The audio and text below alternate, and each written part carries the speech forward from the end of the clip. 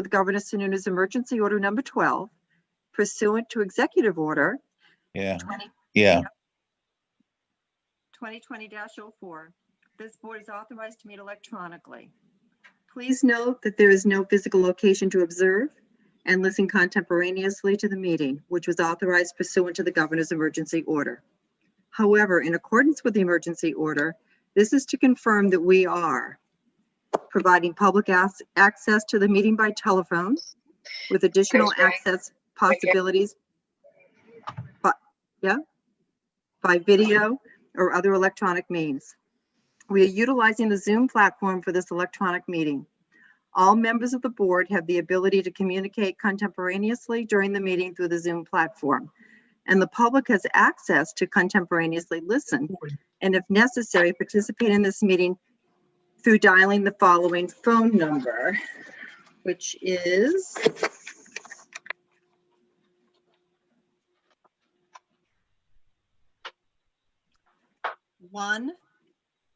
1-929-205-6099.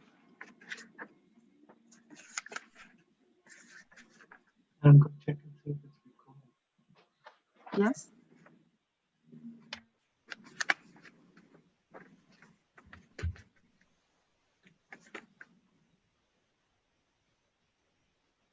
And the password. And the password's posted on the legal notice for each hearing, as is the phone number. Or you can click on our website address for the legal notice to the hearing. By providing... The problem is everywhere else is full. So when someone comes in, the hospital and they need ICU care, there's nowhere to send them.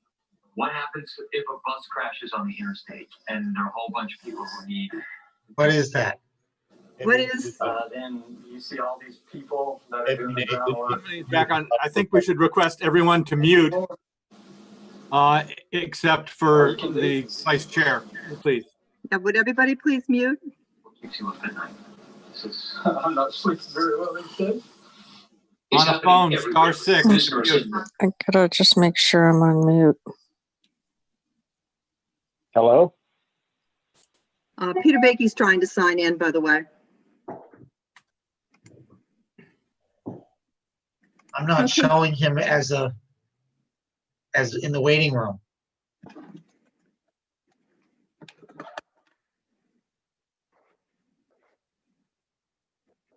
You see him, Ellen? I've made you a co-host.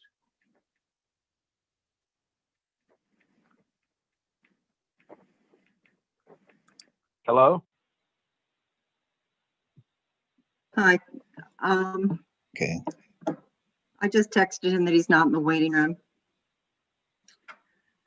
By providing public notice of the necessary information for accessing the meeting. We previously gave notice of the public of how to access the meeting using Zoom, and instructions are provided on the Town of Kingston website at www.kingstонnh.org. By providing a mechanism for the public to alert the public body during the meeting if there are problems with access. If anyone has a problem, please email at pb@kingstонnh.org. That email is being monitored during this meeting. And by adjourning the meeting if the public is unable to access the meeting. In the event the public is unable to access the meeting, we will adjourn the meeting and have it rescheduled at that time. Please note that all votes that are taken during this meeting shall be done by roll call vote. The meeting will begin by taking a roll call attendance. When each board member, board staff, or other official states their presence, also please state whether or not there is anyone in the room with you during this meeting, which is required by the right to know law.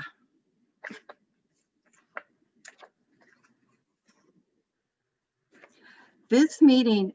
You heard from Peter again?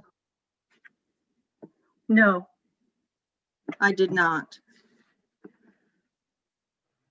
Ellen, do you know if we got access to stream the meeting? That's all taken care of. Great. There was an issue today with streaming and we were trying to work that out. So at this time, I'm Lynn Merrill. I am the Vice Chair of the Kingston Planning Board. And Ellen, would you please call the roll? Sure. Lynn Merrill? present. I'm in my place of business and I'm alone. Robin DeGuay, Present and alone. Chris Bashaw, Present, currently alone. Members of my immediate family will be in and out of the house. Peter's not here yet. Peter Coffin, Present, home, and alone. Richard Wilson. Oh, wait, you're muted, Richard. Wait a second. Can you unmute, Richard? There you go. And alone. Okay. Here and alone. Ellen Faulkner is here and alone presently. Glenn Greenwood, you're not part of the board, but if you could. I'm here and I'm alone. And is Dennis here? I thought I Dennis saw- is here. Dennis is here. Okay. Peter Baiki just said he can't get into the Ellen's invitation. Oh, Can you Does he have resend a- it? I sent it today. I can resend it again right now. Yeah. Yep.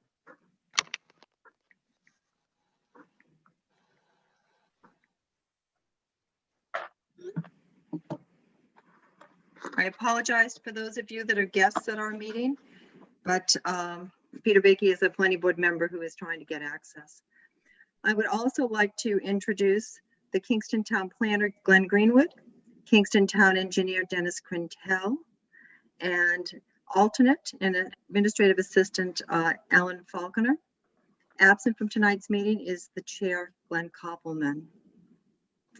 For anyone who is new to attending the planning board meetings, and from the letters we've been getting, we got the impression that there would be a number of new people tonight that may have never had the opportunity to attend before. So I just want to quickly review with you the process that we follow in holding hearings. First of all, the chair introduces the applicant who will present their proposal. Reviews are presented by Kingston's town planner and engineer. The Kingston Town department heads' comments are presented or read. Planning board members then ask questions. Then we open it up for the public to ask questions and make comments, and that is the planning board hearing. Members vote on whether or not the application meets town ordinances and regulations. From time to time, members are asked to give a variance to a regulation, but we have to follow strict criteria to do so. The first hearing tonight is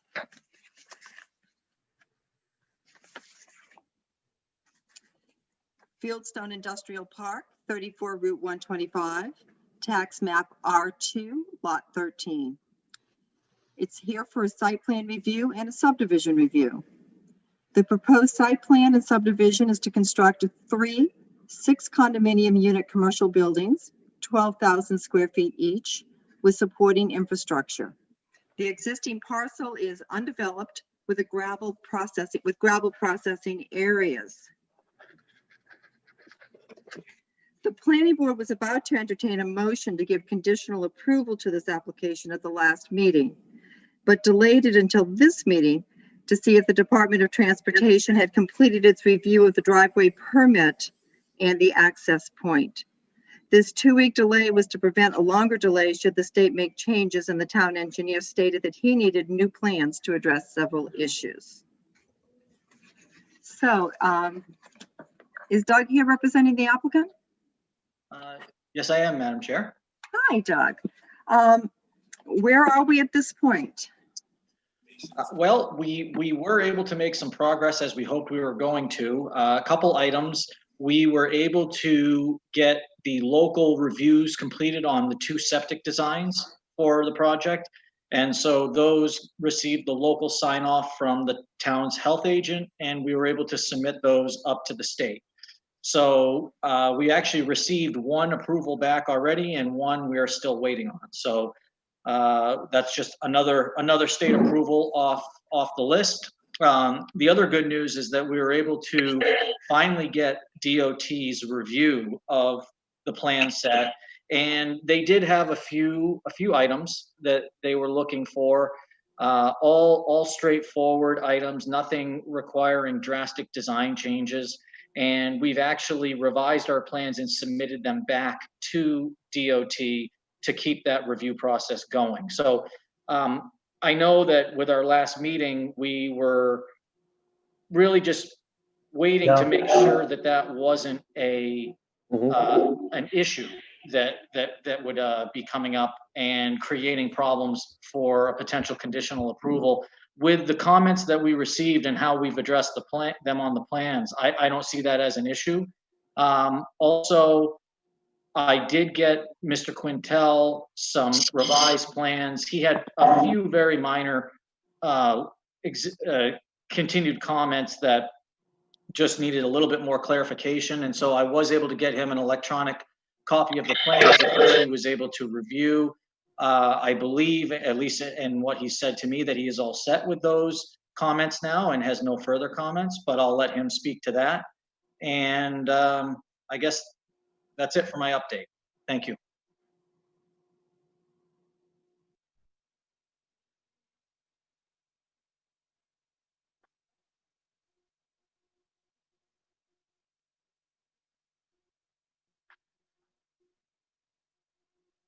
Lynn,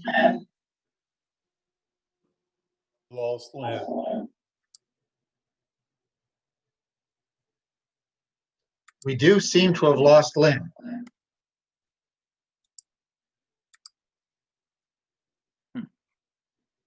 Yeah, I don't. Where's Peter? So we get Peter, we lose Lynn. Peter's come in. I was going to tell Lynn,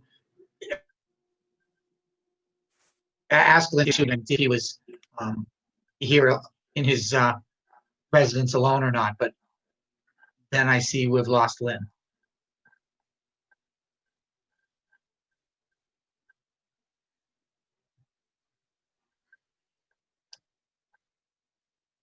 I would make a recommendation that until Lynn comes back, we have Peter Coffin, who was the former vice chair, continue the meeting.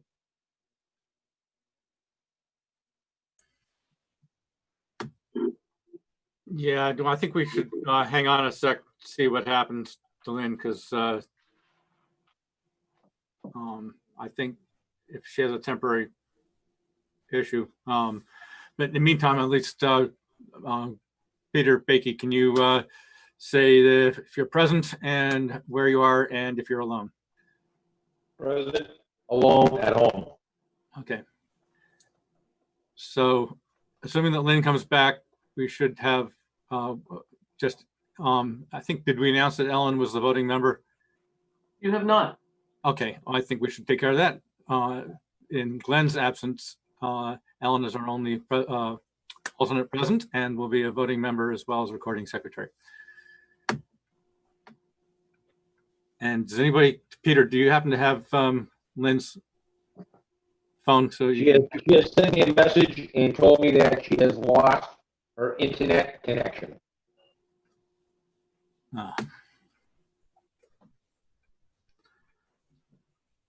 All right. Without the chair and the vice chair,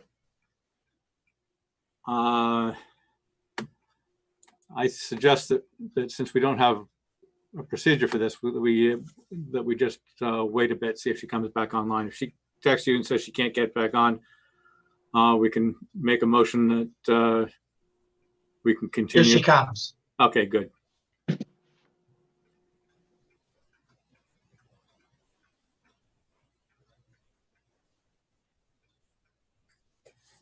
Probably be on page 3.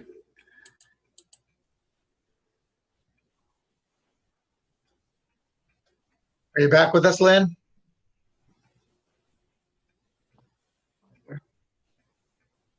She's here. There she is. Okay. Okay, you're muted, Lynn.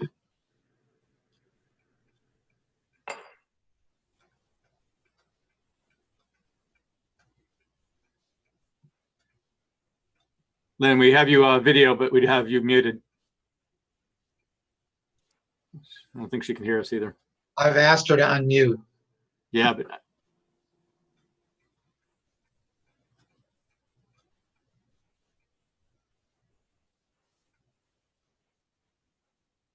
yeah. You look like you got fixed for a second there, Lynn.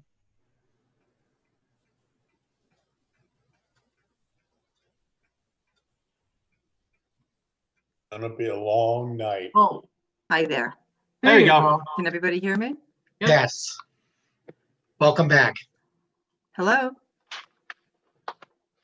We can hear you. Or she can't hear us.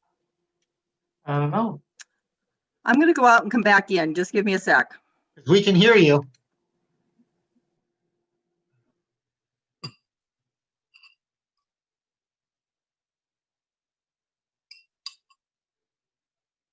Peter? Which Peter? one? Yeah. Peter Coffin? Okay, go ahead. I can give an update. The easement documentation was sent to Sumner Kalman for his review, and he had no issue with the wording, or the description of the responsibilities indicated in the easement. He did want to ensure that the fire department had signed off on the access instruction, Yeah, I saw that. which I believe that they had done already, but I never saw anything from the fire department officially stating that they were in agreement with that slope. I think they just failed to comment.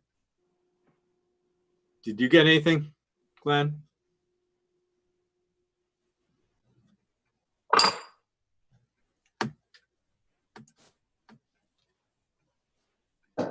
Ellen, Hello? Lynn is telling me that she's in the waiting room. What's the matter? Lynn is telling me that she's in the waiting room. I don't see her in the waiting room. I have two people in waiting, but I see Lynn. Hang on, admit. There you go.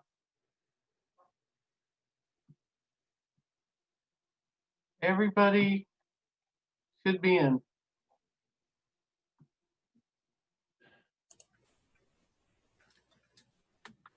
Gonna find Lynn. Here she is. I see you, Lynn. Can you hear us?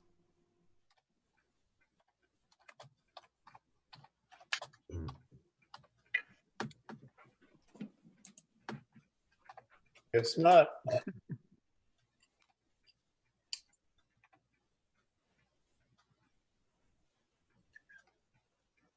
Lost it.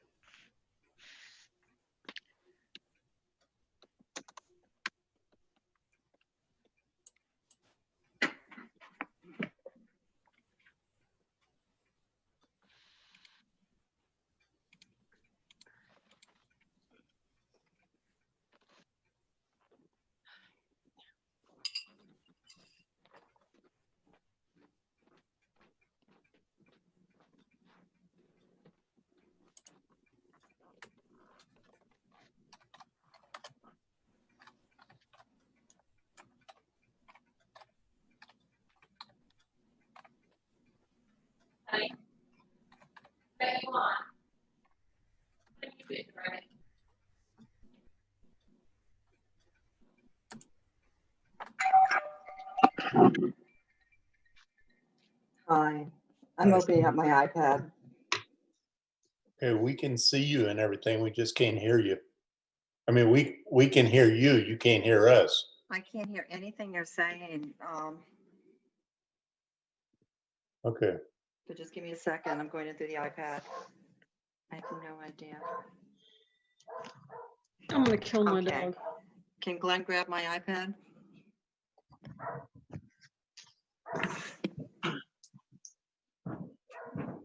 And she's coming in with her iPad. And yes, I've admitted her. There we go.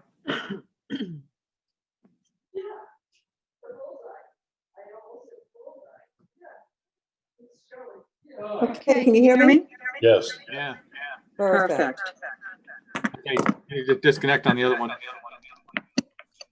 Yeah. Okay. Now we have two of you. This is gonna gonna be great. All right.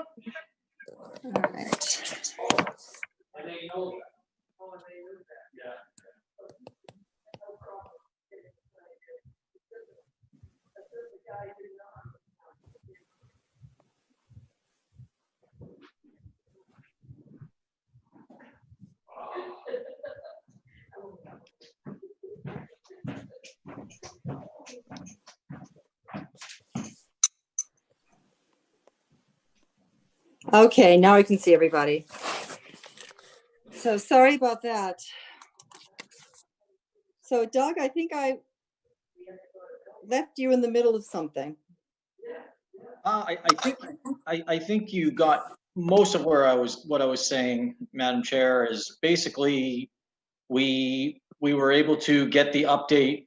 We were able to receive the DOT comments, which was what we were ultimately looking for. There wasn't any items that were going to require any type of substantial redesign. They were comfortable with our access point as we had proposed. Mr. Quintel had a few remaining items, minor items that he was looking for. We were able to get him some revised plans digitally, and I believe that he's satisfied with those concerns. And I believe that's that's basically my update for where we are from 2 weeks ago. Okay. Glenn Greenwood, would you please give your comments? Yes, my comments on this proposal are as follows. The board continued the hearing to this evening with all items taken care of except review of the easement by town council and a short bullet list of items from the town. Board received the punch list from Dennis on Monday afternoon, which I think everybody received electronically. And it appears to me that there are a couple of items, when I look at that are still unresolved, that the board would have to talk about this evening. And as I said, when you were out of the room, Lynn, town council had no changes to the easement documents. They were found to be adequate. He did just ask whether or not there had been a final sign off on the driveway by the fire department. I thought it happened, but board members were not sure it happened. Okay. Dennis, do you have your comments? Yes, can you hear me? Yes. Okay, yes, there were a couple of items on my review that I had done back in September that that I did speak with Doug about those, and he pointed out Let me wait because it's pointed not, out a few. it's not our meeting yet. It's the one before. But I wanted to see if I was going to hook up. Okay. Can I continue? Please do. Okay. So yes, and so with a couple of emails back and forth today, the comments were addressed. So all of my comments were either addressed at the last meeting by the planning board, or any of the technical comments were taken care of, and so that satisfies all the comments that I had on the project. Okay. So how would the board like to move forward? The planning board is in receipt of a letter from the Conservation Commission that I saw That's today. right. I'm sorry. Thank you very much. I got a little disorganized when I lost my computer, internet. So we did receive comments from the Conservation Commission today. The Conservation Commission stands in disagreement with the recent unanimous planning board vote to approve a 35-foot buffer for the wetland restoration area at Fieldstone Industrial Park. We wish to highlight the reasons, some of which was stated in our letter to the planning board sent on August 14th. I think I saw Evie Nathan on the call. Evie, would you like to have me read the letter, or is this something you would like to present as chair? I'd rather that you read the letter. I'm not with the letter right now. Thank you. Okay. The wetland restoration in question was designed for Mr. Early by Mr. Marini of Native Tech in 2014. Mr. Marini stated to us that he monitored the wetland for 2 to 3 years afterward until the property was sold. It has not been asked back since. It was the responsibility of the new owner to acquaint himself with the standing permit when the property was transferred. These were the DES conditions on the 2014 Native Tech DES permit. Planning Board, please take particular notice of condition number 5. All works will be in accordance with plans and narrative by Native Tech dated August 15th, 2014 and August 18th, 2014, respectively, as received by the New Hampshire Department of Environmental Services on August 20th, 2014. The wetland restoration area shall be monitored for the successful establishment of wetland vegetation and permitted buffer zone planting shown in the approved restoration plan over the 5-year duration of this permit. This was apparently not done after the transfer of the property. A report documenting this project, including photos from at least 6 pre-established photo stations, shall be prepared by a New Hampshire certified wetland scientist and submitted to the DES Wetlands Bureau on or before December 1st of each year following the implementation of the project for a period of 5 years. Number 5, there should be no further alteration of wetlands on this site for lot development, driveways, culverts, for septic setback, or other construction activities. Number 6, appropriate siltation, erosion, and turbidity controls shall be in place prior to construction, shall be maintained during construction, and remain in place until the area is stabilized. Silt fences must be removed once the area is stabilized. It appears that the new owner disregarded the conditions of an existing and ongoing permit from DES and subsequently caused enough additional disturbance to the surrounding upland to reduce its recovering functional value. The past owner restored the wetland for the reasons stated on the permit as follows. The applicant recognized that previous construction activities and/or alteration of terrain on this site resulted in impacts to pre-existing wetlands and seeks to restore this area to compensate for a past unreported violation. To conclude, we feel that the wetland buffer should remain at the original 75 feet. Monitoring and replanting should have been done according to the conditions of the permit. To reward the current owner for neglect of a wetlands permit, reversing the previous owner's work in restoring this ecosystem seems a poor precedent for the planning board to set. Sincerely, Kingston Conservation Commission.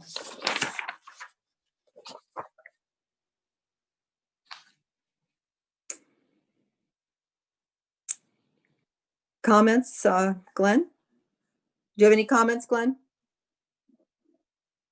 I would say I looked at these conditions earlier. I went out about this report, and I took the reading of that number 5 differently. It says that there shall be no further alteration of the wetlands on this site. They're not proposing alteration of the wetlands on the site, except for a wetland crossing, Doug? No, there's no proposed impact to the wetlands or the determined wetland buffer based on its existing condition. So with respect to Evie pointing out number 5, they aren't making any alterations to the wetland. That's correct. Yeah, I mean, go ahead. Richard? Isn't this a moot point anyway, since we've already voted to accept the buffer that was recommended? Isn't this letter and this point one meeting too late? Yes, I will speak now. Yes, to be reconsidered. I felt that the commission needed to voice our opinion about the vote that was taken, but I understand that the vote had already been taken. Okay. Lynn? Ellen? My only question on this is, if this is an existing DES permit and they have specific requirements about the permit, can we alter them, or does the DES have to agree to anything we've agreed to? I don't know. But it seems like there's an existing DES permit on the property that had nothing to do with us one way or the other as a board. Glenn, I don't know. That's why I'm asking you. If there is a DES permit on this property about them having to mitigate the wrecking of the wetland, can we ignore that in our votes, or is that something they have to clear up with DES first? I don't know. Well, my response, as it was with the first one, was that the overriding comment I felt from DES was that there would be no further alteration of wetlands for the purposes of construction, and they in fact aren't doing that. But isn't there something about keeping an existing buffer or something that DES is requiring? Or did I misinterpret that? I just read it quickly. I thought it was the recommendation of the Conservation Commission that it be left. That's correct.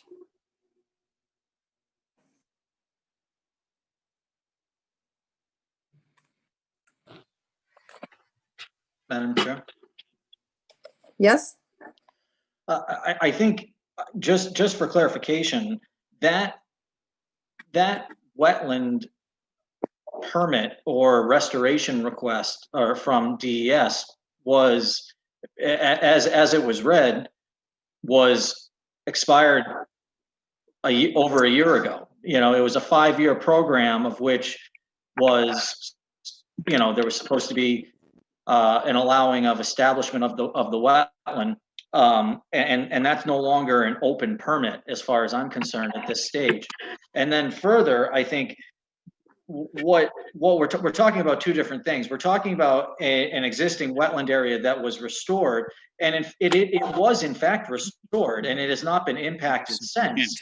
That area has not been impacted since, and so all we did is we had our wetland scientists as well as the town's consultant review that existing wetland and its condition and determine its essential value as it stands today.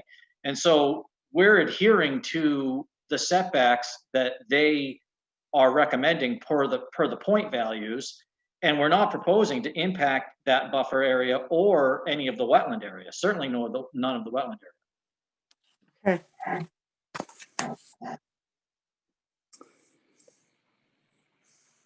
Other comments from what, Ellen? Can I just ask a question? What were the issues with DOT? How did they feel about the slope of the drive? Did they have any issues with that, or? Well, there was a few discussion points that they brought up. There was the alignment of the driveway with an existing drive that they're proposing to realign. We had some discussion about that. They did discuss the slope of the driveway. What I let them know, and this was this was a heated, they understood, I guess, where I was coming from with this, is that the existing Comcast driveway was upwards of 16%. So we're making a substantial improvement by bringing this down to 8.75 or 7.6 or whatever we ultimately ended up at. And then we also significantly improved from a safety standpoint the entrance. And so in doing that, you know, taking a 16% driveway that intersected at close to a 45-degree angle into the existing roadway and having no platform, they recognized that the improvements that we made were about as good as we could do from an existing site condition. And we had to make sure that we still maintained enough grade to be able to provide access to the existing cell tower as well as the uplands of the other property. So, I mean, it was something that they brought up in a couple different comments, but I talked to District 6 personally on that and issued a response, and they understood where we were coming from on that response, at least per the discussions I've had with them on the phone. So I anticipate that they'll be comfortable with the plans as proposed based on the information that I provided them. And is it basically the same plan that you had already given us and you're just trying to explain to them why it's good and you didn't have to make any changes, or did you Yes. have to make some changes? Well, there were some minor changes that we made. They requested a design point within the DOT right-of-way be reviewed. It was basically a second catch basin that was within the right-of-way. They just wanted that individually looked at, so we broke that out within our modeling and gave that to them.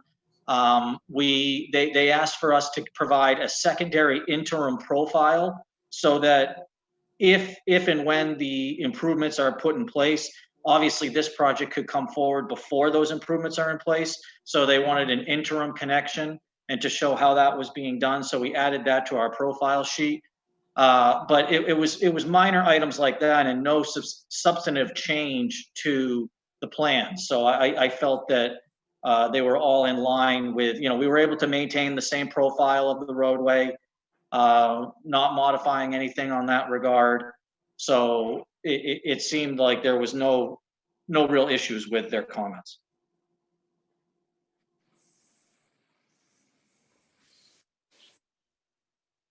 And I do have a copy of those plans. If any board members would like to see, what we added as that interim profile, I can certainly share that with the board members. But as I said, it's just showing the two different connection methods based on the existing condition that we have out there today versus the 60% design plans that DOT is working on. They're currently at 60%, so there's still plenty of time and room for them to make modifications as well.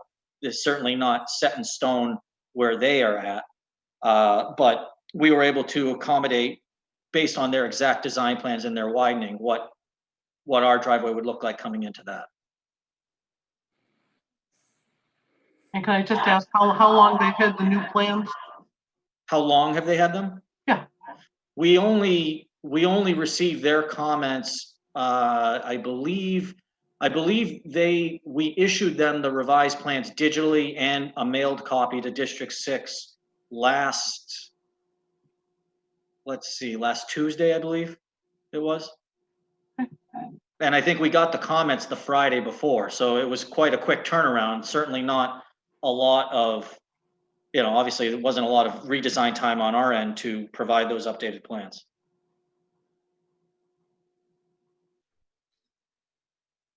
So, Glenn, just so you know, on my iPad, I don't have everybody's picture, so I might miss somebody that wants to say something. Is there any other planning board member that has anything to add to the conversation? How would you like to move forward?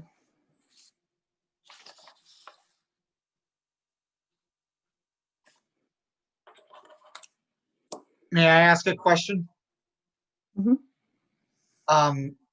Sumner's response regarding the easement included the request to make sure that the fire department had signed off on the driveway. And our driveway regulation requires that the fire department, let me just read how they stated. Driveways must be in compliance with the current state fire code regarding fire department access and water supplies.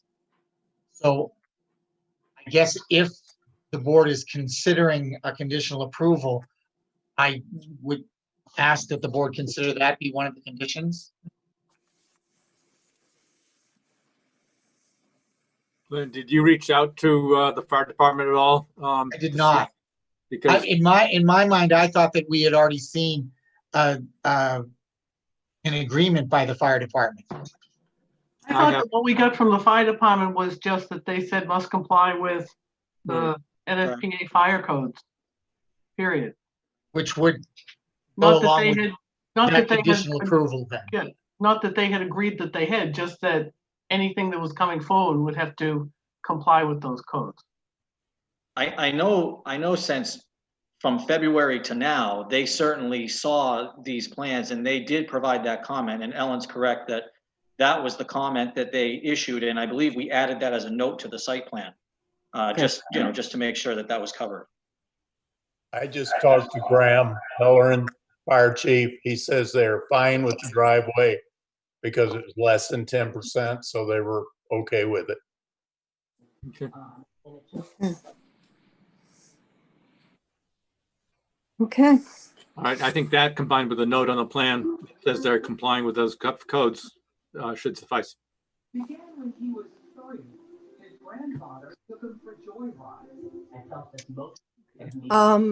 could everybody please mute themselves if they're not speaking? Thank you.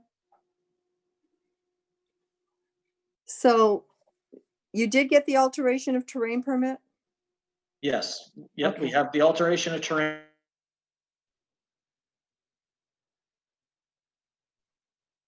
I think I just accidentally muted myself. We do have the alteration terrain permit in hand, and we also have the water supply permit, the well permit, that was also issued. And as I said at the beginning of my presentation, we did receive one of the septic permits from DES, and we're just waiting on the second one. So the only thing that's outstanding at this point is the DOT driveway approval. The DOT driveway approval and the other septic design permit. And maybe Dennis can weigh in on that one.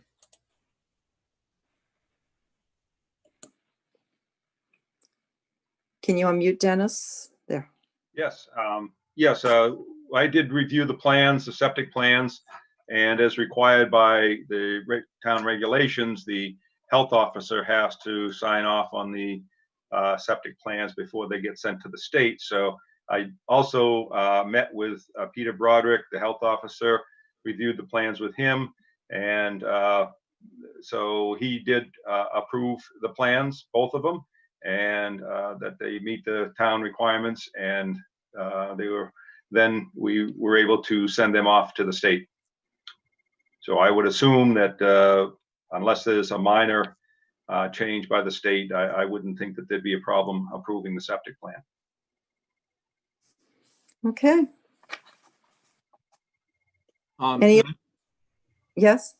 Ellen had reminded me, I had a comment about the signs. I don't remember seeing anything on the plans about the proposed sign and the fact that it would have to be on the subject parcel owned by the applicant.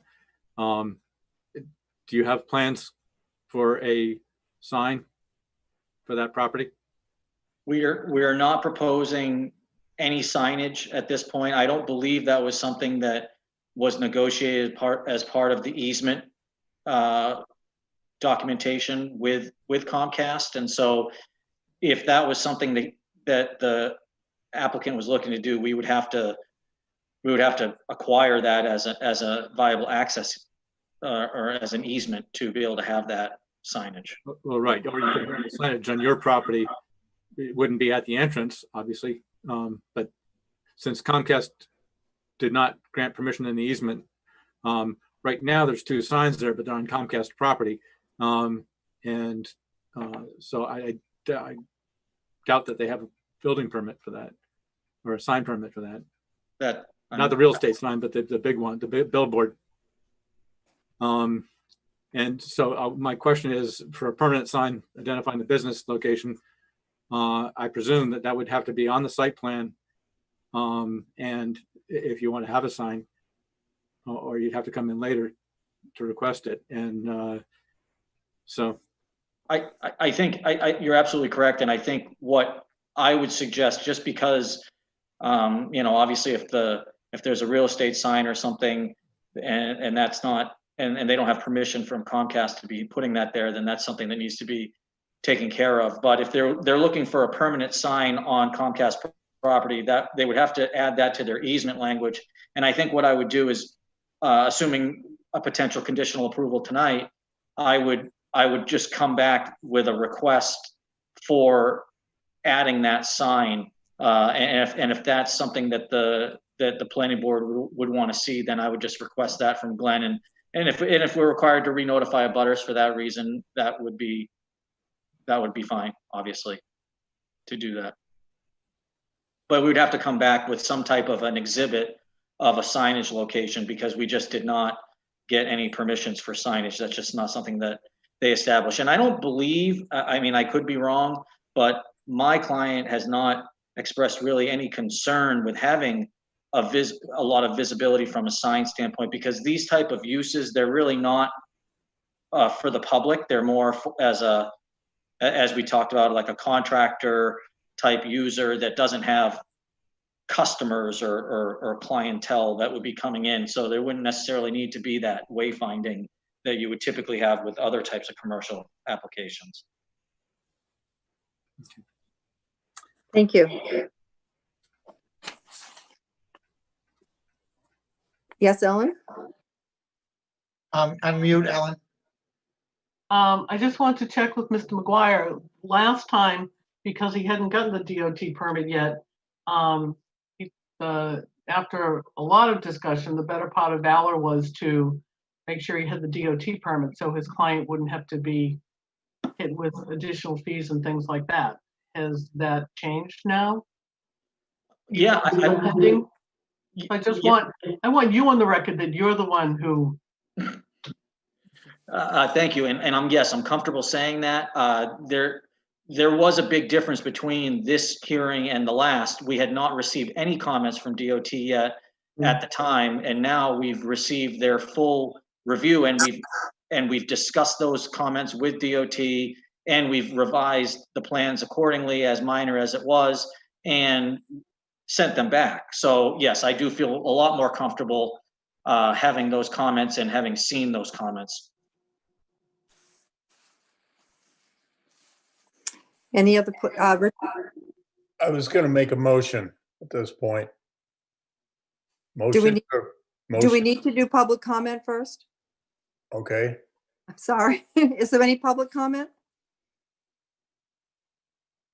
Anything in the chat?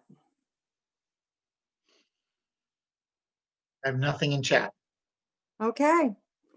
Then we'll end public comment. Richard? Motion to approve with the conditions of a driveway permit from the state and a septic permit from the state. Second. Motion made by Richard and seconded by, I'm not sure whom. Chris. Thank you. Any further discussion? Was a bond going to be established for the drainage features on this site? But they always were now.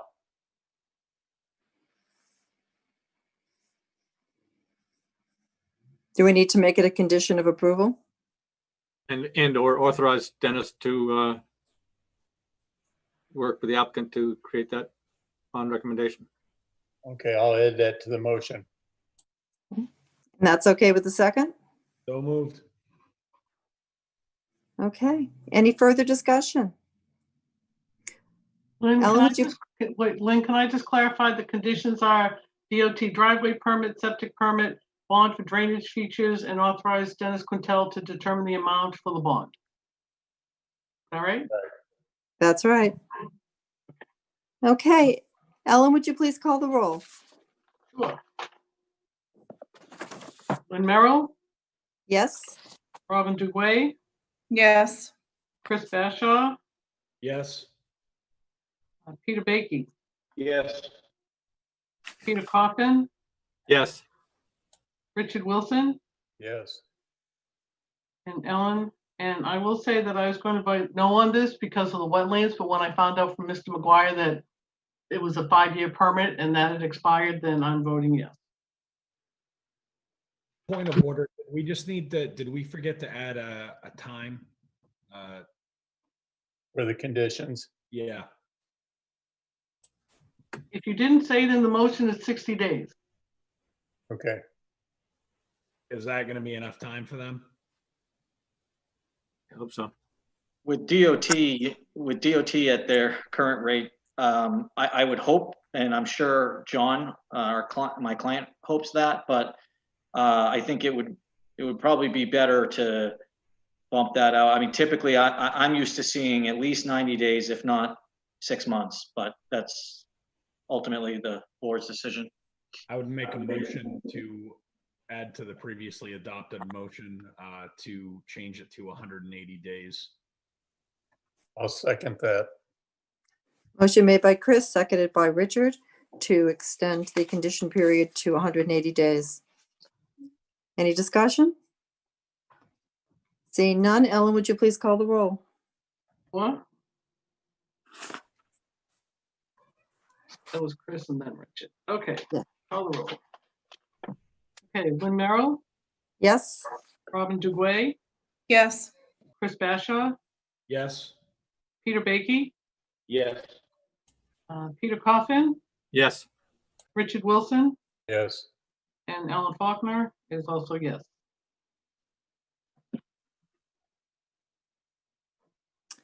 That's unanimous. Thank you very much. Congratulations. Thank you very much. Okay. The second and final hearing tonight is 266 Route 125 LLC at 266 Route 125 Kingston, New Hampshire, 03848, tax map number R41, lot 17-1. The planning board will be reviewing the following multiple proposals to this application. Subdivision, the proposal is to subdivide one lot into 4 lots with appropriate cross easements. Site plan, new 800,000 square foot warehouse distribution facility and the redevelopment of an existing warehouse distribution facility and office, and conditional use permits as requested by the applicant. The planning board has had 2 meetings on this application, and there has been 1 technical review committee meeting. Some members of the public have not attended the last 2 meetings and may not have heard those discussions. If you haven't already, you may wish to read the minutes of the September 29th and the October 20th meetings. I wish to remind attendees of 2 things. Number 1, at one time, the intended use for this facility was as a fulfillment center. We have learned through the hearing process that a fulfillment center is a center that fills consumer product orders and has numerous small vehicles as well as tractor-trailer trucks delivering goods. This application is not for a fulfillment center. It is for a warehouse and distribution center, which serves a different purpose and has fewer vehicles. A distribution center has been located elsewhere on this property for a few decades. And the planning board approves site plans. It doesn't matter who the tenant is. The tenant must abide by the site plan or come to the planning board with a change that may or may not be granted. It is not unusual for the board to approve a plan without knowing the tenant. There are a number of reasons why a tenant may wish to be held confidential, from Security and Exchange Commission laws, if it's a public company, to competitive disadvantages. Again, the tenant is not the concern tonight. What the tenant needs to adhere to on this site is the concern. One essential document that the board is scheduled to review this evening has not yet arrived. That is the hydrogeological study. The planning board has received 13 letters and emails, many of them lengthy, from Kingston residents who live at King's Landing and other areas of town. Planning board members began receiving them on Thursday of last week and received them until this afternoon. These letters will not be read into the record individually tonight. The planning board also received a letter from the Rockingham Planning Commission regarding the declaration of regional impact. The board will make those letters public by posting them online, and will have a motion tonight to attach them to the minutes. Do I have a motion to post and attach them?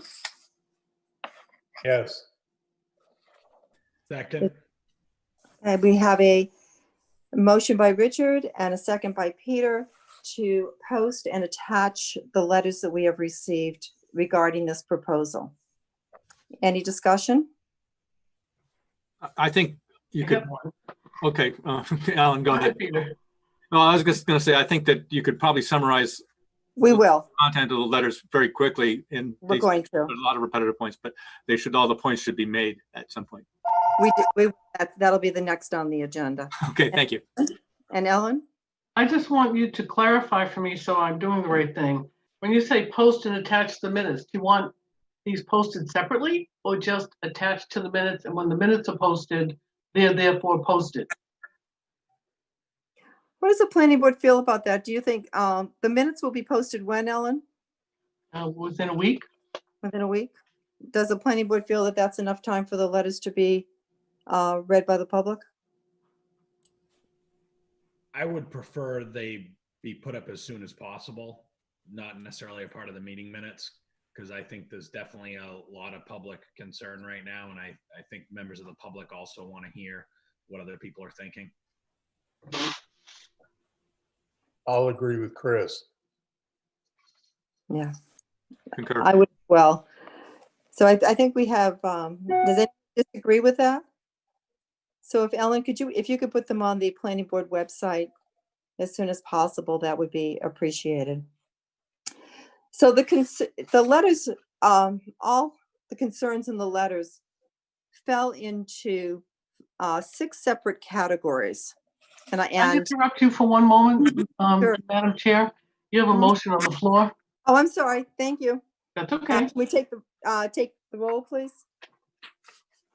Okay, so it's going to be that we're going to post them separately, and then you also want them attached to the minutes? Yes, please. So, Lynn Merrill, Yes? Robin Duguay, Yes. Chris Bashaw, Yes. Peter Baiki, Yes. Peter Coffin, Yes. Richard Wilson, Yes. Ellen, I'll say yes. So that's good. And that's unanimous. So the concerns for the letters fell into 6 different categories, and I believe we've captured all of them here. If for some reason a concern of yours is not mentioned, please let us know that through the chat function, and we'll add it to the list. But the concerns fell into these categories. The first and primary category was the access road to Route 107. The concerns were that it be for emergency vehicles only. Right now, I believe the proposal is for 35 vehicles a day. They wanted to try to prevent wrong way traffic through King's Landing, which is a private road. Concern about current traffic delays for cars entering Route 125 north from Route 107, and pedestrian traffic between King's Landing and Selt, and King's Landing and the library. The second category of concern appeared to be noise. People were concerned about idling of engines, backup alerts. There was a number of suggestions that there be a buffer. One of the suggestions was that the buffer be like those buffering highways and highway noise from adjacent residential property, and emergency backup generators. The third category was air quality, concern about truck engine fumes. The fourth concern was light pollution. Kingston has a dark sky ordinance to control lighting, and the plan must meet that light criteria. The fifth concern was wildlife, and the sixth concern was the tenant, which was addressed at the last meeting. So if I missed one of your concerns, if you could please add your concern to the chat function, that would be great. And we will make certain that it gets heard this evening. Glenn, you're muted.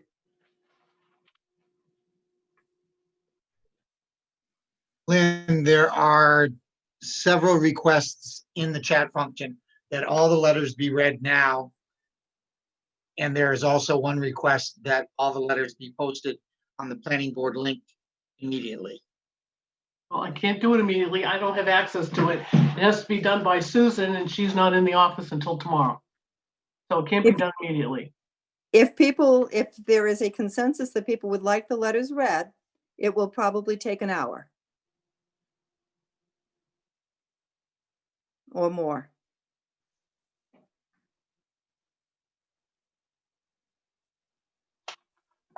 Madam Chair. Quick question. Yes?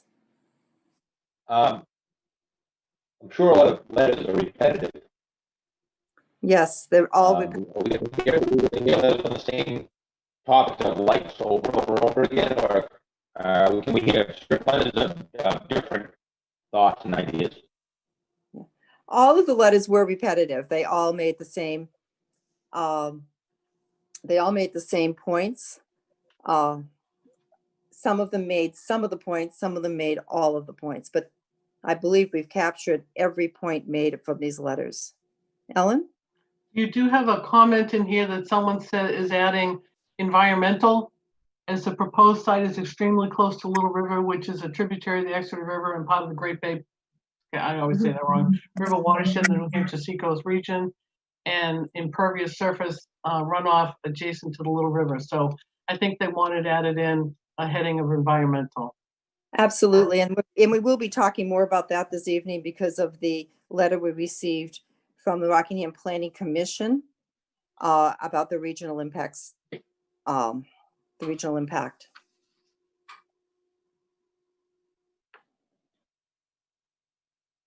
What is the will of the planning board? Bless you, Richard. Yeah, I think that we don't need to read all of them. I think the summarization is sufficient. And as you said, we are going to address the issues that are raised in all of them. So I think that's sufficient. I think that Ms. Maida's comment of the letter that we received today about the watershed was separate from all the other ones in terms of focus. So I'm glad that Ellen brought that forward out of the chat room. But I think you covered all the points. When you said wildlife, it should be mentioned that wildlife migration was the key issue there. Wildlife migration and the Blandings turtles were the two that were raised in the letters. Thank you. Yeah. So those were the comments from the public that would be addressed tonight, as well as other things. At this point, perhaps we let the applicant speak for a few minutes and then hear comments from Glenn and Dennis. Or should we hear comments from Glenn and Dennis first? Lynn, can I just ask you, when we're having some multiple comments come up while you're talking, do you want those saved for after Glenn and Dennis and we'll just refer back to them, or how do you want to do? Okay. Yes. Yep. Okay. Glenn, why don't you give your comments first? Okay. My comments on this proposal are as follows. This is the third public hearing for this proposal, and I have no new comments on the plan to offer, but I want to outline for the board where we stand in the process. The town received the draft versions of the RPC staff comments as a result of the declaration of regional impact last week. Their formal meeting to discuss the proposal was held on Monday, November 16th, yesterday. So it is possible that additional comments will be forthcoming. I will summarize their comments and provide responses for the board on Thursday, and the draft RPC staff letter was attached to the email that I sent to everyone. The town's consulting traffic engineer, Robert Duvall of TF Moran, will provide the results of his review at our public hearing tonight. He did receive additional information that was requested as a result of a town staff meeting with the traffic engineers at the end of October. And he received that information yesterday, but was able to incorporate his comments to speak to those, even though they did bring up some more questions. So he will have additional questions. And I close out that by saying this information needs to be closely reviewed by the planning board due to the expected high traffic generation of the proposed facility. The applicant was intending to provide hydrogeologic study required by the town's Aquifer Protection District on November 5th. I spoke with both the applicant, John Walters, and the design engineer, Carl DeBay, both last week, to try to get an estimated completion time for that study. This study must be provided to Dana Treslow, who is the town's consulting hydrogeologist, for her review. In a timely review and preparation of any comments that she may have, could take up to 3 weeks. I have not been provided an estimated completion time as of this date. So that's something I'm sure that Carl will discuss this evening. The planning board has received a significant number of abutter concern letters in the past 3 weeks. I believe that the board members have received electronic copies of these letters. The ones read have largely been concerned with traffic volumes and noise generation from the proposed facility. The number of letters received may make reading each one at the public hearing cumbersome and time-consuming, but that is a decision the board should make during the hearing. The abutters and the design team met twice on site since our last meeting to determine if work was undertaken by the design team on private property. The parties must come to an agreement over what restoration is necessary on that issue, but this is not an issue for the planning board to mediate. That completes my comments. Thank you. Dennis?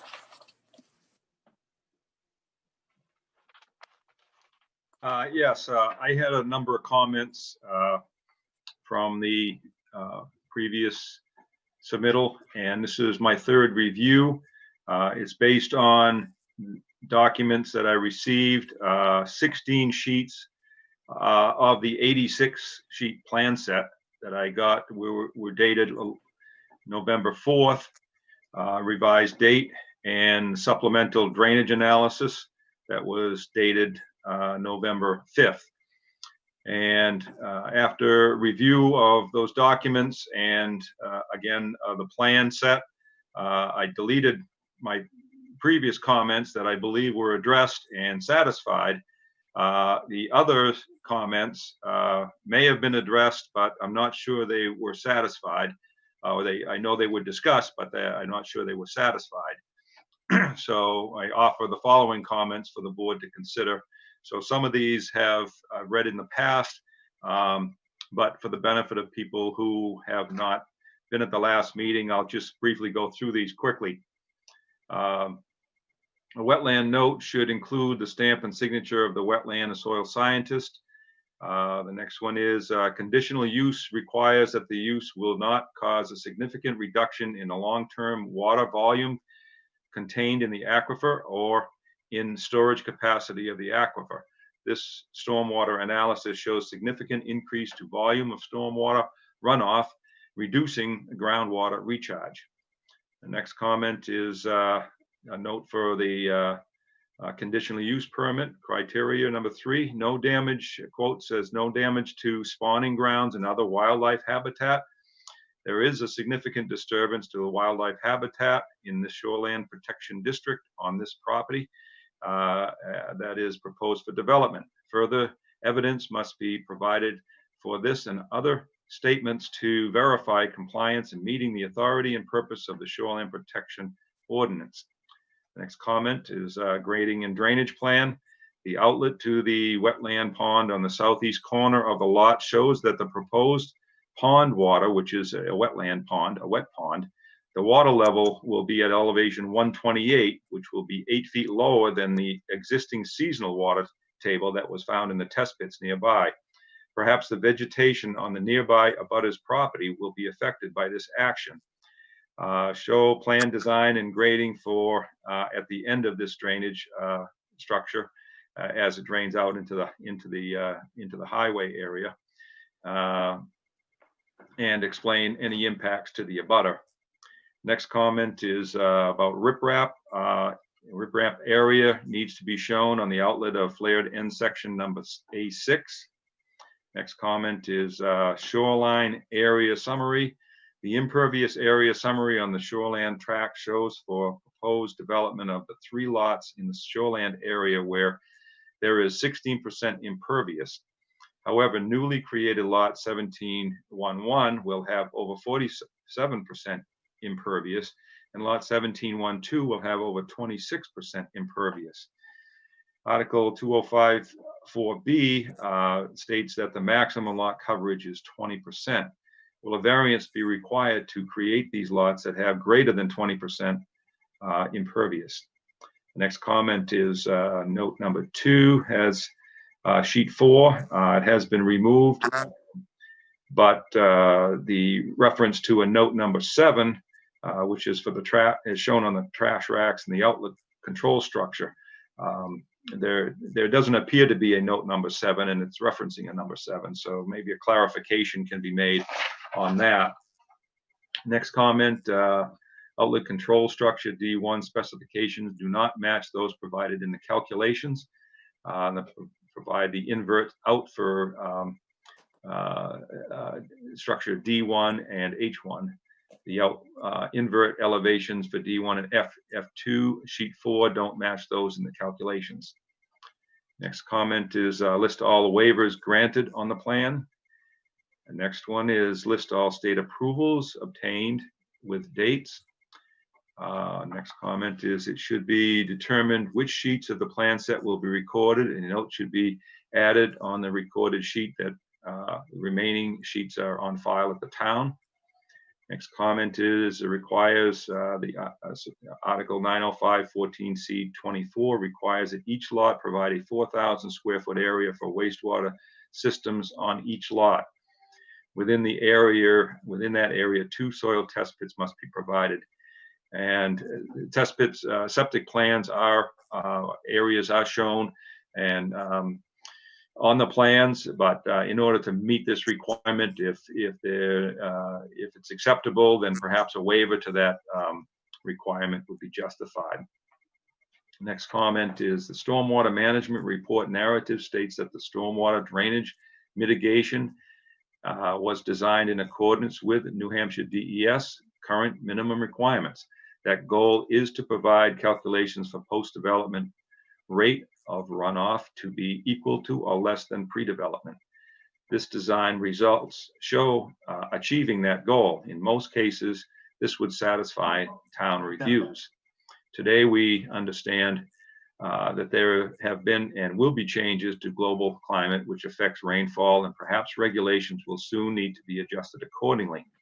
Town must consider long-term impacts of all proposed developments in order to meet current federal MS4 requirements.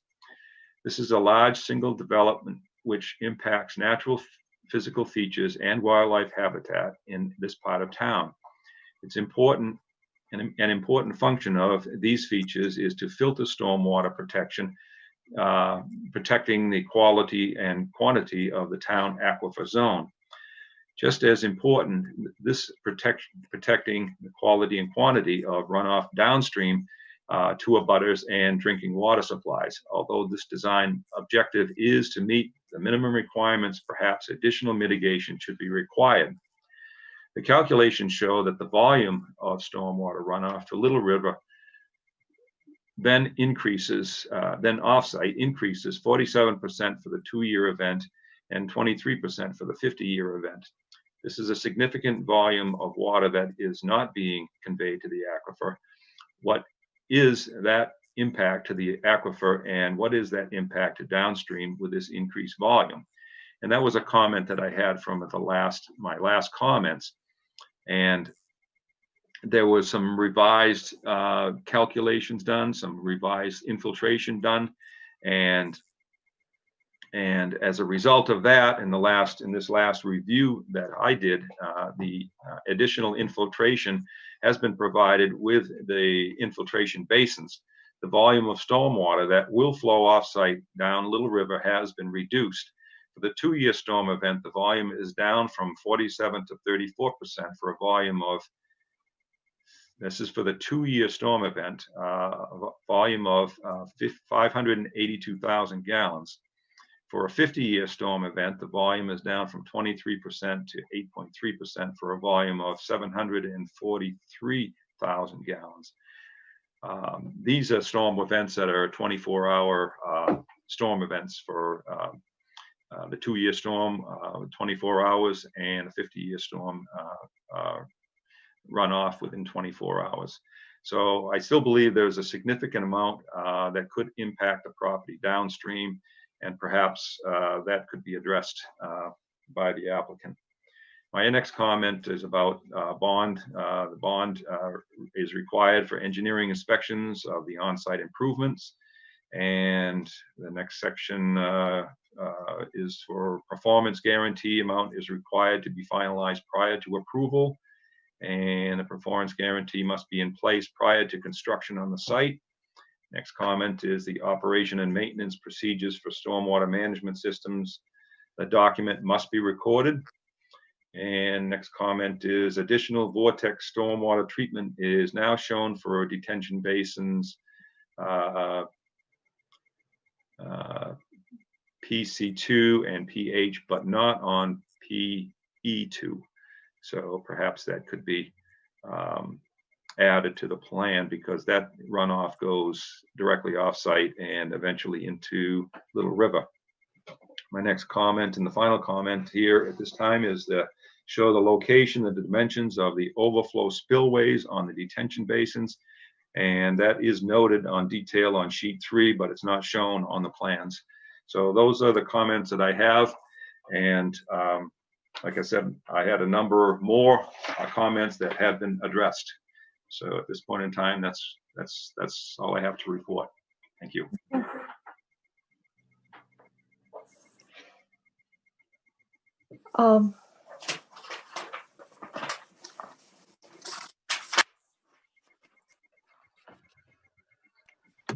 Mr. Duval is here from TF Moran. Is Mr. Duval here from TF Moran? Yes, I'm here. Hi, I'm sorry, I can't see everyone on my screen. Would you provide the results of your review of the traffic study? Sure. Thank you. Madam Chair, I'd be happy to.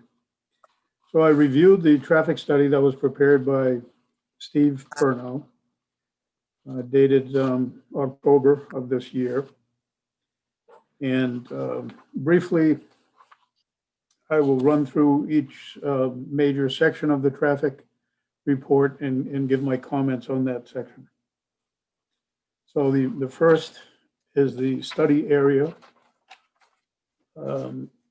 which begins at the 125 New Hampshire 125, New Hampshire 111A intersection of Brentwood, and then runs south along 125 to the project site. And the project access has two proposed driveways on New Hampshire 125, the northerly being just north of the existing Sears Logistics Center driveway, and the southerly being just south of that driveway.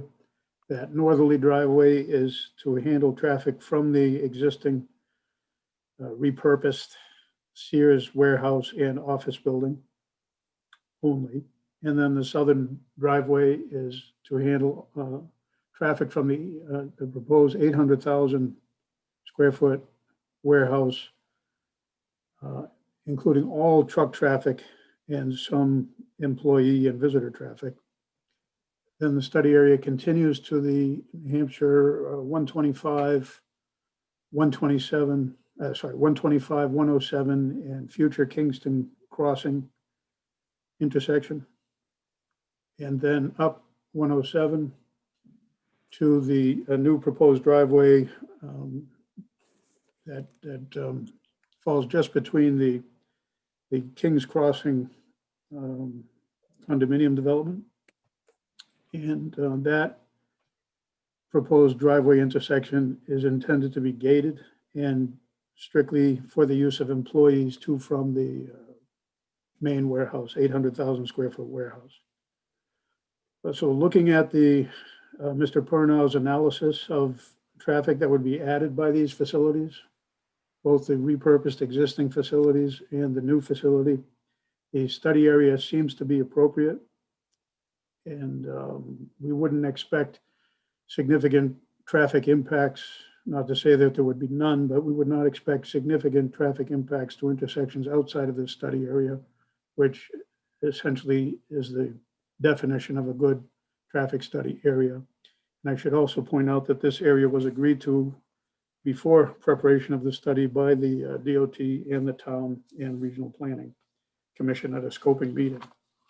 So we find that to be reasonable and contains the significant traffic impacts that would be associated with this project.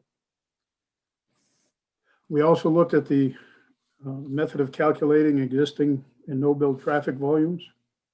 And typically those are compiled from traffic counts and other data that's available for the study area intersections. In the present day, this is complicated a little bit because recent traffic volumes have typically been suppressed a little bit by the COVID pandemic. So some manual adjustments have to be made for that data. However, Mr. Pernow did have from a previous traffic study, actually the Kingston crossing traffic study, he had turning movement counts of the significant intersections that we talked about, existing intersections, obviously.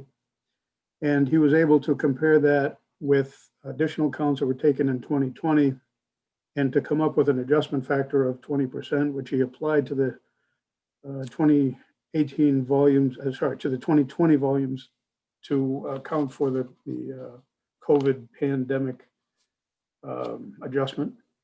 And then after that, he also applied monthly peak hour factor adjustments. And as it turns out, the adjustments were 1.0 because the counts were taken during the peak month, which is July, on the 125 corridor.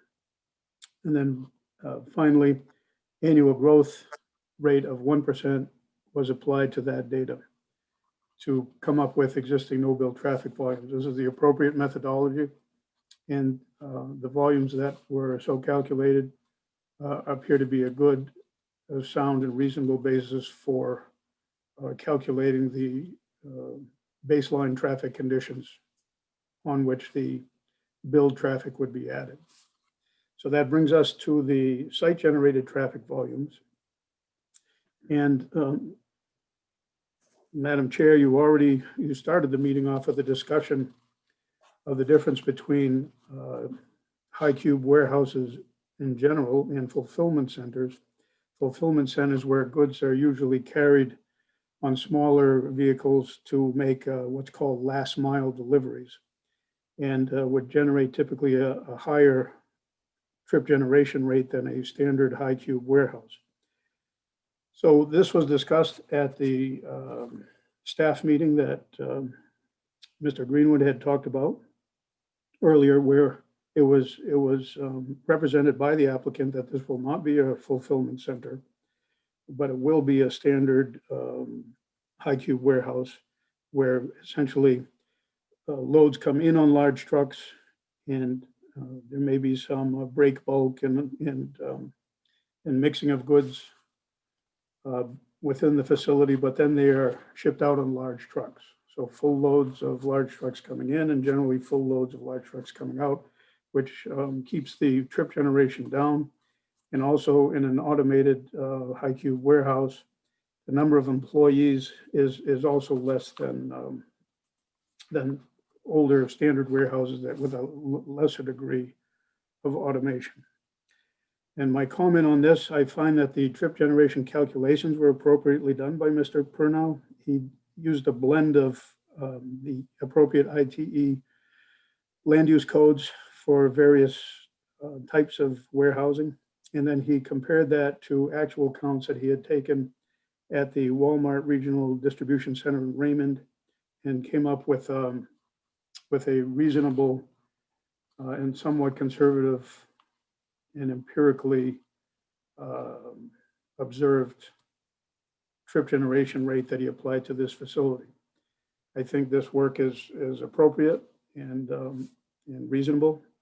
However, I do believe that the town may wish to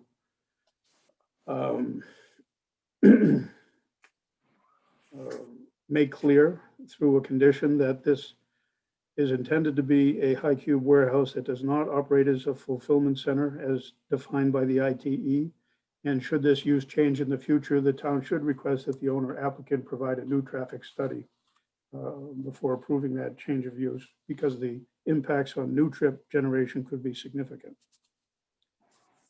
Then within the high cube warehouse classification, typically warehouses, and this one is no exception, would be expected to work on a 24-hour 3-shift work schedule. And these work schedules for warehouses typically fall outside of roadway peak hours for obvious reasons. There's no advantage to the warehouse to have truck drivers needlessly tied up in peak hour traffic delays, so that the work schedules generally work around those periods. The report estimated that there are 600 employees in the facility that's working on 3 shifts at roughly 200 employees per shift. And using ITE prorated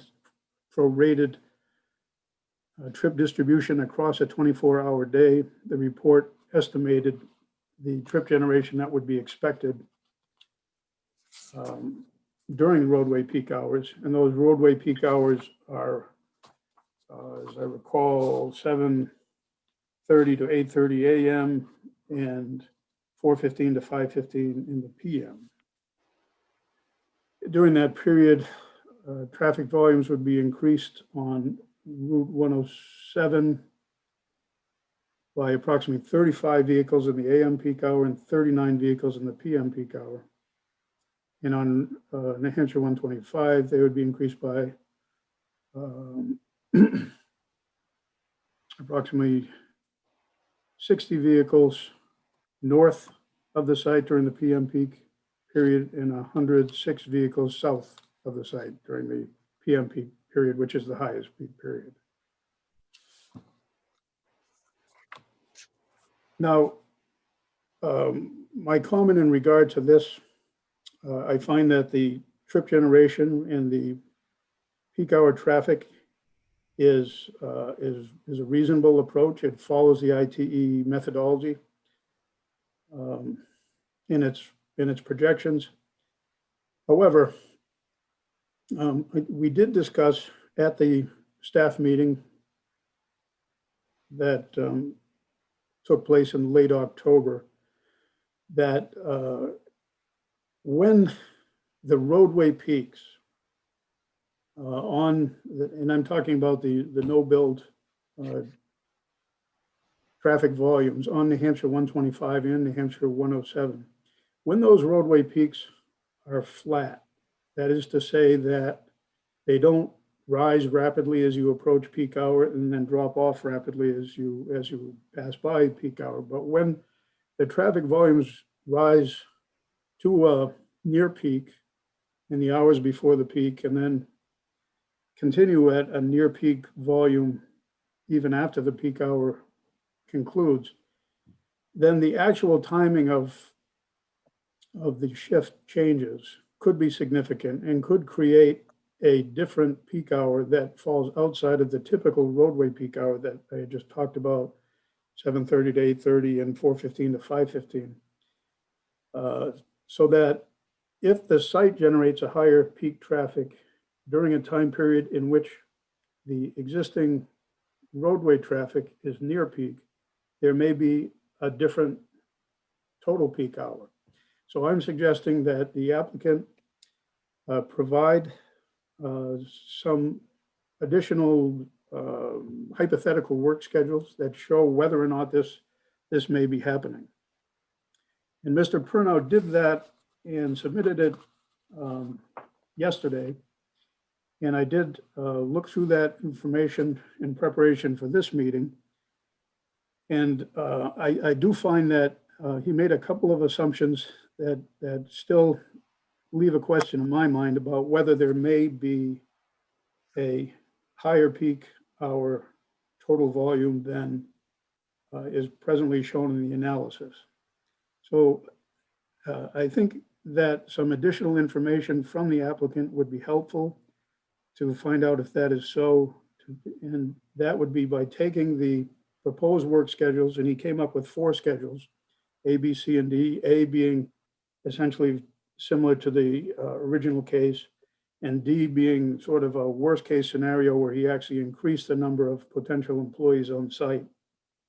This is helpful to see what the peak site traffic is, when it would happen, and what the peak site traffic volume would be. But that really should be added to the outside traffic to see where the true peak hour volume falls. And that's some information that was missing from that memo. And I would ask that if Mr. Purnell could provide that additional information just to verify that the actual peak volumes are being analyzed at each intersection, that would be helpful. And then secondly, he actually showed in his work schedules a staggered shift arrangement where some of the workers are arriving during one peak hour, some more arriving in the next peak hour, in the next hour, and then so on for 3 or 4 hours. And that tends to reduce the peak that happens in any 1 hour. And that's a concept that's very useful in managing facilities like this that might otherwise dump a lot of traffic in a short period of time onto the roadway network. This is referred to as transportation demand management. And I think it's a very proactive suggestion or presentation method by Mr. Purnell. However, I think the planning board may wish to require that the applicant or a subsequent owner submit a proposed traffic demand management scheme that conforms to the assumptions in the Purnell study for town review prior to occupancy. And that just simply means that it would be good for the applicant or some future owner to show that their anticipated work schedule conforms to what the assumptions are in the traffic study that was approved by this board, should it get to that point. Then at that point, or at this point in the analysis and in my review, essentially we've determined that the study area, the existing volumes, the proposed volumes are reasonable, and we understand them, subject to the additional confirming information that I'm suggesting we ask the applicant to see. And now we enter into the analysis part, which takes these traffic volumes and then applies traffic analysis methodology. In this case, Mr. Purnell used the customary methodology, which is synchro traffic software, and reporting the results in accordance with HCM 2010. That's the Highway Capacity Manual 2010 edition, which is one of the current and favored analysis tools. Having done that, there are several components to that. And first is the signal warrants analysis using these volumes. Mr. Purnell determined whether or not signalization is appropriate for traffic study area intersections. Of course, the 111A intersection is already signalized. The north and south driveways were checked to see if they meet signal warrants. And these signal warrants are a set of objective criteria that are based on 1 hour, 4 hour, 8 hour counts of the traffic passing through an intersection to see if the delays, essentially to see if the delays to the minor road volume are significant enough to justify the interruption of the mainline traffic through a traffic signal device. And it was determined that these warrants were not met. In fact,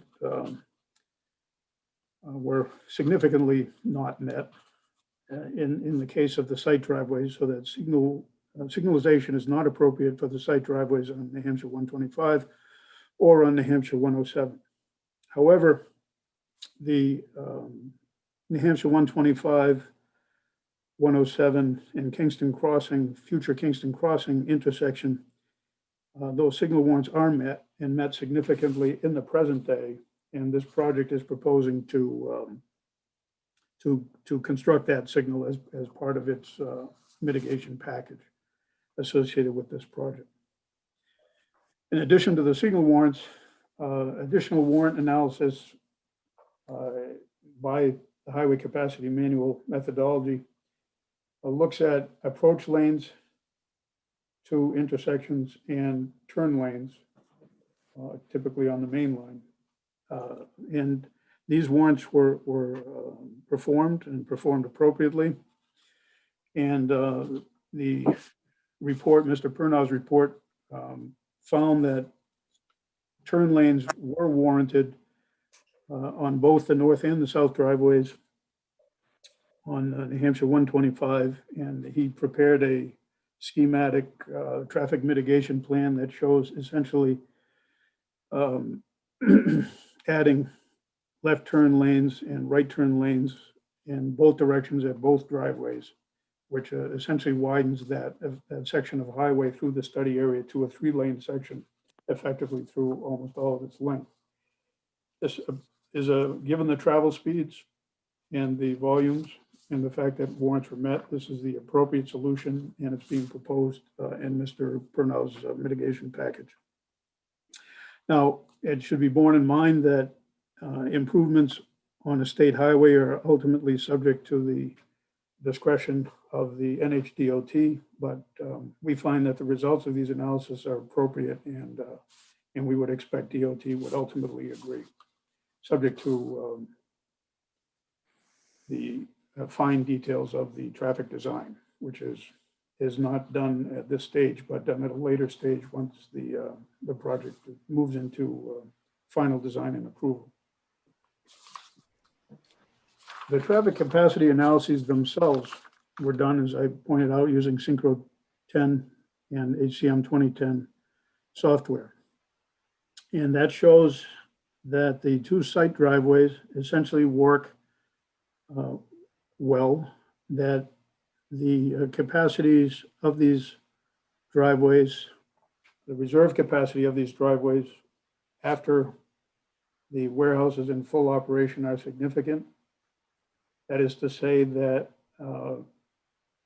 the driveways will be operating at 50% or less of their theoretical capacity, which provides a good cushion for occasional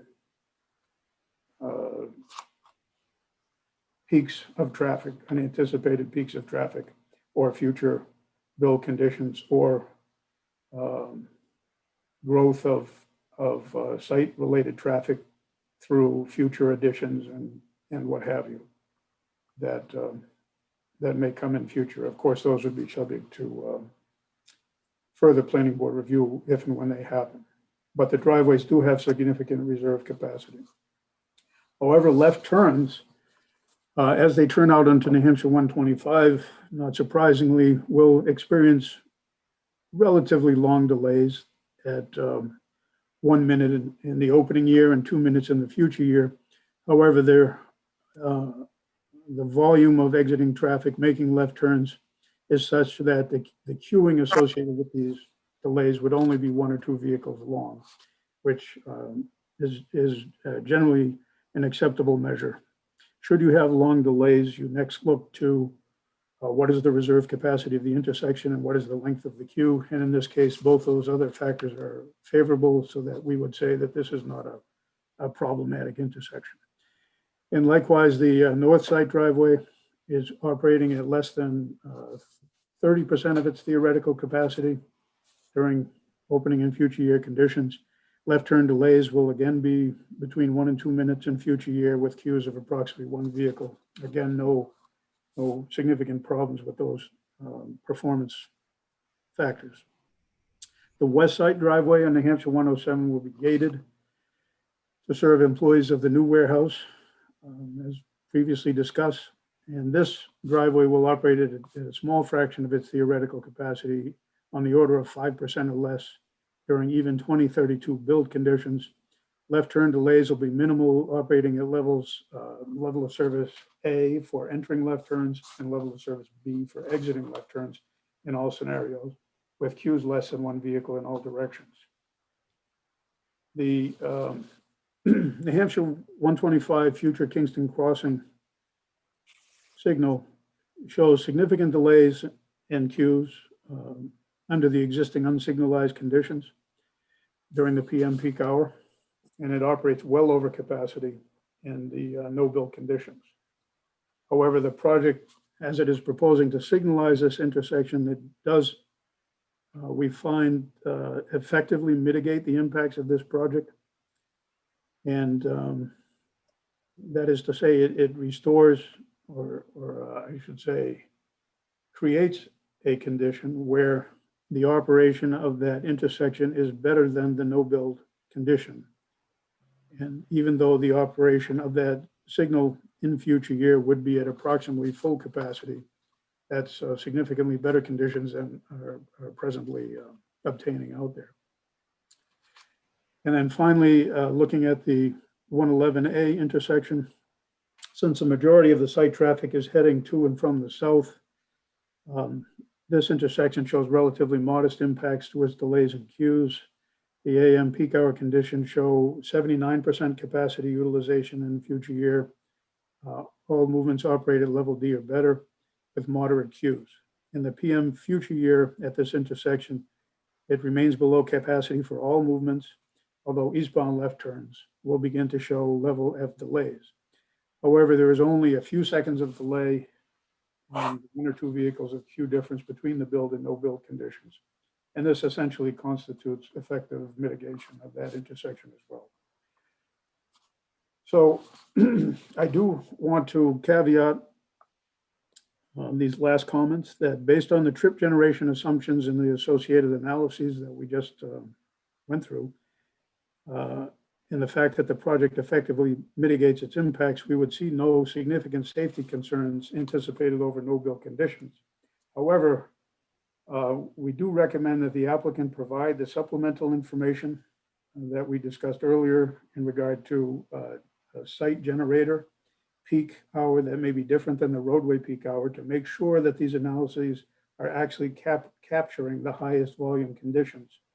And once that is done, if they have, then this report would stand. And if not, then subsequent supplemental analyses should be run to show the change in operations of these intersections as discussed. I would not expect to see significantly different results, but because some of these movements are at or near capacity, it would be good as a belt and suspenders approach to verify that in fact the worst case scenarios are being considered in this traffic report. That is the substance of my review, and I'd be happy to answer any questions that board members may have. Thank you very much. So we've kind of gone about this a little backwards this evening, starting with reports and concerns, and we've yet to hear from the applicant. So wondered if Carl Dubé, who is the engineer for the project, would like to begin his discussion this evening, and taking into consideration the information that you've heard this evening that you hadn't heard before, and we can go forward from there. Carl? Hi, Mrs. Chair. My name is Carl Dubé, and also we have with us Zooming is Mr. Pernaugh, the traffic engineer, Mr. McGuire, the civil engineer, also Mr. Stone, a hydro scientist. And what I'd like to do is just briefly go through a summary of where we are on the progress of information and plan exchange. And I know that there are several items that just came up tonight. We can briefly go through those. I can tell you that the progress on our design and our information exchange has been very good, very excellent. And we're working very hard to sequence through all of these, and the questions keep coming in on chat. I see it's the nature of Zoom, but that's good. So if it would be okay with the board, there's a few items, category items that I would just like to summarize with our people, and then we can go right into answering questions and have an action plan for the additional information that we are preparing and finalizing for you to review. But So really, I would just like to touch on the use. I think that Ms. Chair, you've already done a good job of that at the opening to clarify some use issues. We have some traffic clarifications. I can go through a couple septic items that go towards the aquifer protection, and Tim is here also about the hydroseptic study. Doug is here for the drainage and aquifer. We can give you some additional information on the shoreline protection and also additional information on the wetlands protection and a summary. And these are not long presentations. We're basically just supplementing the information exchange we've already have underway. So we don't want to repeat ourselves or just rehash anything. We want to just bring up the new items and let the board know where we are with the progress of our team and getting the information correctly to your team. So one of the items was the use, and you are correct, Ms. Chair, this is not a fulfillment center. We've heard several things there's on social media about drones and little sprinter vehicles going everywhere. This is not that. This is a warehouse distribution center, and that's it. It's not a fulfillment center. You actually correctly identified what a fulfillment center is and what a warehouse distribution center is, and there's big differences there. That being said, we do have Stephen Pernaugh. He's been doing quite a bit of traffic work, coordinating with DOT, coordinating with the reviewing consultants. And Stephen, do you want to summarize anything at all? I think Mr. Duval did a good summary on where you guys are, but do you want to add anything to that? Yeah, I can, in a minute here, I can just bring the board up to speed on where we're at. And again, for the record, my name is Stephen Pernaugh with Pernaugh and Company. Since our last meeting, we did have that meeting with town staff and with TF Moran in late October. As a result of that meeting, we prepared that supplemental memorandum dated November 13th that included some supplemental analysis that Mr. Duval was looking for. We then had the regional impact meeting yesterday, and we're waiting for their final memo.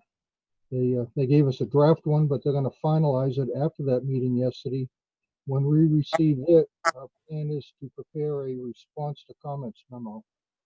And then today we received the Mr. Duval's review memorandum, and I understand the questions that he was asking, and it would be our intent to prepare a response to his request and to give him that additional information he's looking for. So we have our list of things to do, and we'll be proceeding with them soon. Thank you, Mr. Pernaugh. And also, Ms. Chair, I do notice on Zoom group chat, is there a way that we can get a copy of that so we can properly prepare answers to those as well if the board would like us to? I'm not sure. So, Robin, you were preparing a synopsis, right? Yeah, so as the questions have been coming in, I've been trying to sort of aggregate them into buckets, similar to how Lynn presented the letters that have come in. I don't know that it makes sense to go comment by comment or just to take the same approach and go topic by topic. And then folks who want to weigh in and have on chat can be included in that. I'm just trying to think of what would be the most efficient system here. So, Carl, why don't you finish your comments first, and then we can address the chat. Yeah, because we can get into the weeds and details of that. That's perfectly fine. We can do that. We have plenty of time to do that, but I just want to do a summary first. So I want people to know that just because we're going category by category, we have not skipped those traffic questions, but we're just hitting the main topics first, and then we can get into any amount of detail that the board would like now, or even for the next time. But on the septic systems, the town reviewer had some good suggestions on balancing flows and designing for flow peaks throughout buildings, and we did that on our last submission. So those tanks and the unit sizing all have good, healthy safety factors on them, double actually, and that's actually on top of the safety factors of the DES book values for flows, which is another doubling, 2.0. So we've done that. We've also provided extra treatment. And this goes to the aquifer and shoreland districts. On this 100-acre site, we are proposing the AquaPoint BioClear pretreatment system, coupled with the Presby environmental system on those septics. We've also relocated some of these septic systems further away from the river and it provided us better protection and better separation, both vertically and horizontally. We've been working with the hydroscientist. I think Tim is on the line with us. I'm not sure. I know he might be out of town, but I'm not sure if he can talk, but I think he might be able to. They're doing a fantastic job on that hydro study and know what the reviewer is going to be looking for. So we've been going back and forth on the design and improvements to those designs to protect the aquifer, further protect shoreland. This is over and above what the DES would be requiring. Of course, the town has additional requirements for protection. We're meeting those, and then we're even going beyond that. So Tim's scientists needed our technical data on those updates, which we just finished and got to the reviewing engineers, but now that they are readjusting their models out there, he can tell you that we've done a ton of test pits and installed lots of monitoring wells, and we're getting a really good model and a good design on this package. Tim, is there anything you wanted to add on your timing and where you are with the hydro study? Can you hear me okay? Yes. Can you guys hear me? I'm going to leave the video off since I have sort of bad connectivity here. We should be wrapping up the study, I hope, within a week. We were in contact with Dana Trussell just to check her schedule. It turns out she was in Hawaii the past 2 weeks for a family wedding, so she would have been unavailable to review it anyhow, but she's kind of knows the report is coming and should be getting it shortly, and we intend to have it expect it would get reviewed in time for the December meeting. Really no new news out on the site. The analytical data that came in for groundwater quality was basically what we expected for the property. And we're just going to keep plugging along and get the report finalized and into the planning board for review. Okay, and moving on to the shoreland information that we were asked to provide additional information. And this is over and above the design components that we're doing, which Doug can summarize. But on the shoreland, it's all intertwined, obviously. So on the shoreland ordinance, someone asked us, can we compare this design and the town's shoreland ordinance to the state NHDES equivalent performance standards for shoreland criteria on permitting? And we told you that we'd be happy to do that, even though this site does not fall under the shoreland permit requirements, but we're still doing the performance anyhow. And I can tell you that we are putting our money where our mouth is on that. We are actually performing to those standards, and we are preparing plans to actually prove that out. And that goes to the qualitative review that the state and the town's consultants are doing. So that shoreland criteria is a different language. There are different setbacks. There's primary zones that we meet all the criteria on protection. There's the woodland buffer protection zones that you can only impact up to 25% maximum of that zone between 50 and 150 feet, for example. We meet that criteria. So in many different ways, not only the town criteria, but the state criteria on the shoreland protection, this all goes to demonstrating that we are doing the right thing and meeting those design requirements. The state has septic setbacks that we meet, And they also have treatment and restoration requirements. We meet all of those, hands down. The state also allows certain flexibility within those zones. If we're pushing up against an envelope of a certain criteria or variable, we aren't even pushing that. So we are very confident on that. We're going to provide the information accordingly. But that does go towards the shoreland conditional use permit.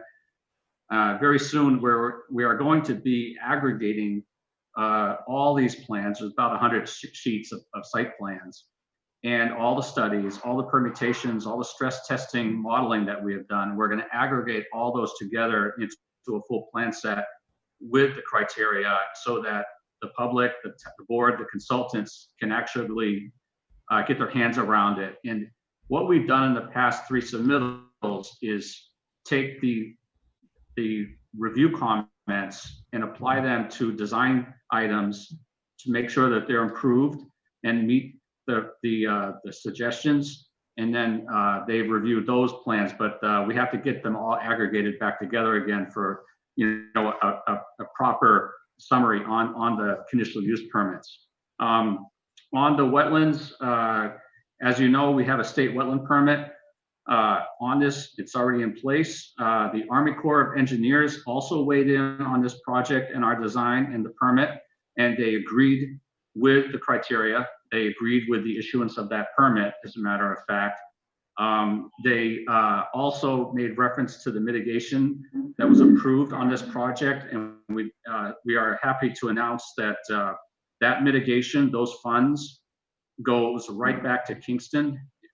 That we worked really hard to do that, and I think it's called the Alicio Preservation Project in Kingston, with a conservation easement through the Southeast Land Trust as a third-party holder. That has all been put into place and wrapping up nicely. And the Army Corps of Engineers and DES recognized that, and we earned that. We earned those permits for that.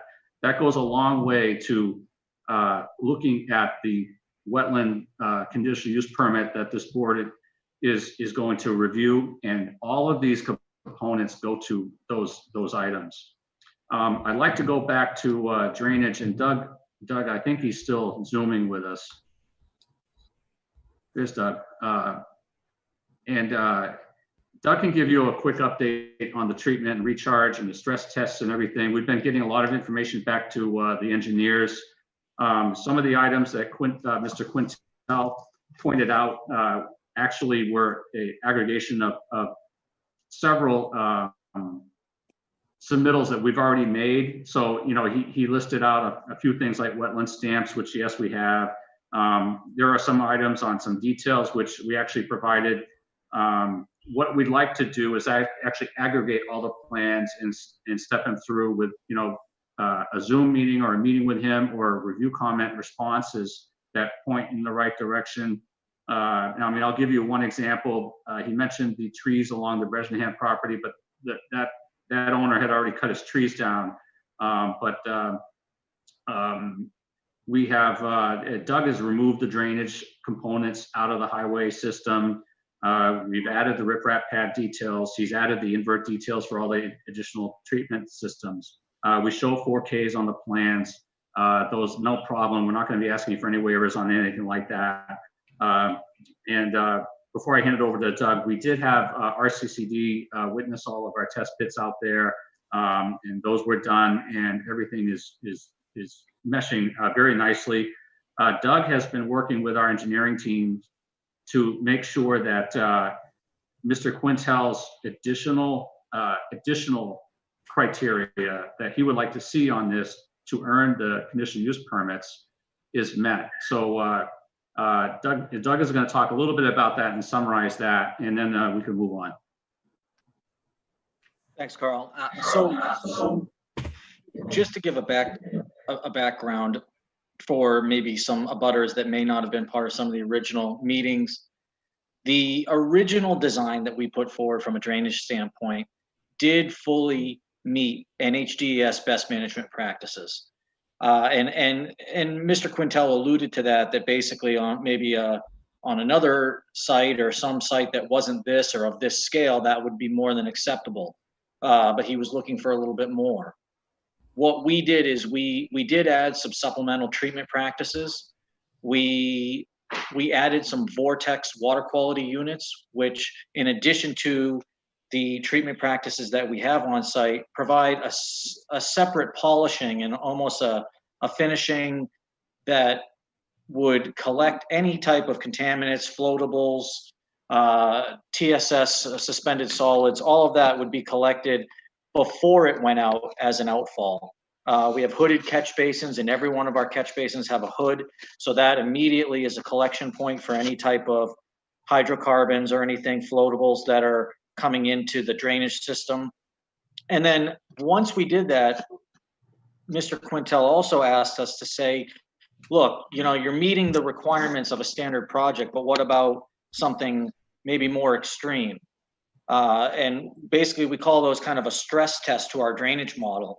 And what we were able to run is we ran a 100-year design storm to see if at a minimum our practices wouldn't have any type of problems. Being the close vicinity to the river, want to make sure that you don't want to have any blowouts or overflows or anything like that.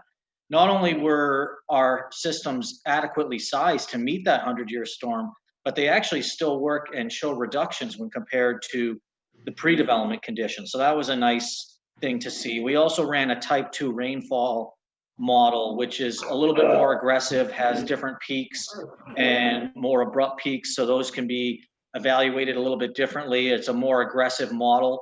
And we went through and did that as well. And we were still able to see a reduction during the storm events that we modeled. So once again, that was a above and beyond piece that was good to see that those were working. And I think it was appropriate to look based on the project of this scale. One of the last things that Dennis mentioned was the infiltration and the recharge of the aquifer. Being in the zone that we're in, that's obviously important, and being close to the river, recharge is certainly an important piece. So what we were able to do between the last meetings that we were at and now, we went out and did some additional soils testing in certain areas, and we were able to evaluate those areas to find that we could get separation to water table for treatment practices and take advantage of some of the well-drained soils on site to infiltrate in more areas. The original design that we submitted only had one area of infiltration, and that was in the parking lot area in an underground system that promoted infiltration. What we were able to do is add 2 additional pond systems. 2 of our large pond systems on site are now converted to infiltration practices. And basically the way infiltration works from a DES standpoint is you have what they call a water quality volume, a first flush of that water. And that water has to be fully infiltrated so that none of that potentially contaminated water is leaving as a point discharge to the river.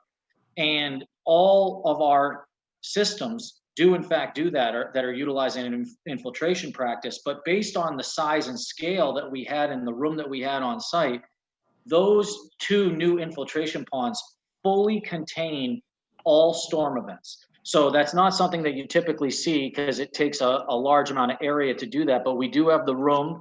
And so we made oversized ponds that could accommodate that. So in any design storm, the 2, the 10, the 25, the 50-year storm, those 2 ponds have no water coming out from them before. Now that's a big change from what we had originally proposed, where we had those as detention systems, which were metering the flow, significantly metering the flow, but yet still in every storm event providing some type of an outfall directly to the river through treatment practices and through treatment swales, which we still have in place. So these 2 ponds, although no water is coming out of them now based on our models, we still do have emergency overflows so that if there was a crazy 200-year storm or something like that, they would have an ability to discharge the overflow, and that would still go to the treatment practices such as the treatment swales. We didn't do away with those things, we just supplemented. So I think we've made some significant improvements based on our first design, and that was due to some additional analysis that we were able to do in the field. but we've certainly helped with the recharge volume.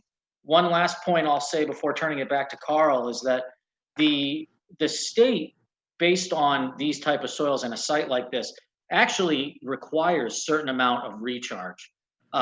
It's based on the type of soil that you have and the amount of area that you're disturbing. And obviously this is a pretty significant size site and has a large area of disturbance. So it's a pretty high number. It's actually 40,000 cubic feet is what they're looking for their recharge at the DES level. I can tell you that in the lowest storm event that we model, the 2-year storm, we have 5 times that amount that we are infiltrating. And that number only continues to go up with the higher storms, up into including 13 times that number when you get up to the highest 50-year storm. So I'm pleased that we're able to increase the infiltration capability on site as much as we have. That's something that Dennis is still going to have to review, and we're happy to discuss that with him in more detail. But that's a basic overview of what we've changed or what we've modified since the last time we met. Thank you, Doug. And I'd like to point out that Mr. Quintel pointed out the impervious area breakdown by the administrative subdivision we have. And in our last submittal, we actually modified those administrative lines to fully meet the percent breakdown by lotting, even though they're administrative lots. So Mr. Quintel was absolutely correct about the possible interpretation of the impervious area breakdowns by lot, even though it was just an administrative subdivision. But we took that to heart, and we actually made those changes in the previous submissions, and those lot areas are all reflected now in the shoreline criteria. And I'd like to point out that the town has a shoreline ordinance with very specific, regulated requirements, and we're meeting those. I know that there might be some abutters saying that we're not meeting them. I'd like to, the plan information is very thorough.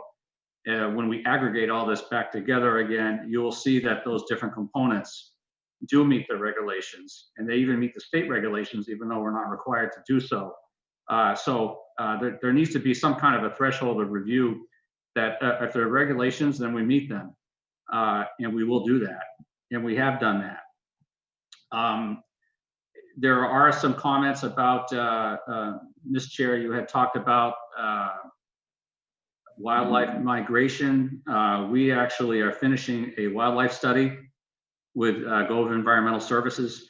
That study is being done to the new regulations that are required, part of the alteration of terrain permit with the DES. That study is being completed right now, and we'd be happy to provide a copy of that to you. I think that'll be ready by next week.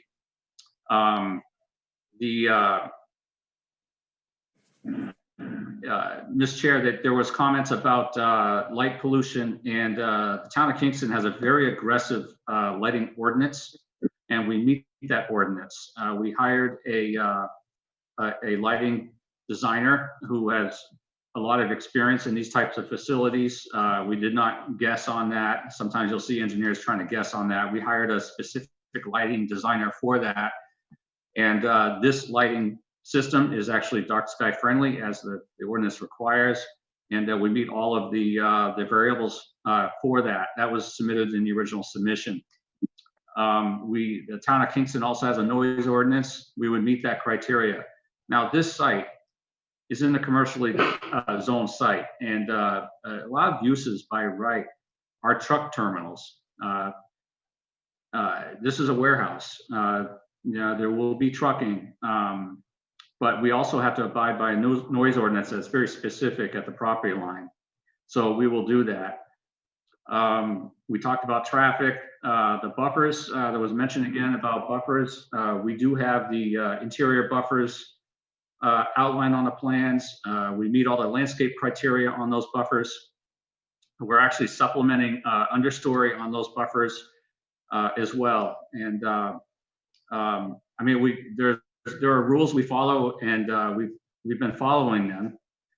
I think going back, what we'd like to do is submit to you the wildlife study, submit to you the hydro study for the septics, re-aggregate all the plans with all of these different components, all these the review comments, actually put reports together specifically stepping through each one of those. I think that would help with staff and engineering reviews. We are going to get the hydro study submitted very soon now, and that's going to tie and mesh into our design. Doug and his team have, they've continued to add more and more recharge to this, and actually we'll be getting more volumetric data to Mr. Quintel for that purpose. I think it's really coming down to that now, and we can perform on that. So that's all I had for a summary. We look forward to re-aggregating all of the information and getting that back to everybody. And I'm not really sure what you want to do about the Zoom group chat questions, or questions from the board, but we'd be happy to spend as much time as needed with anybody to provide the information. Thank you very much. Thank you very much, Mr. Dubay. Are there any planning board questions?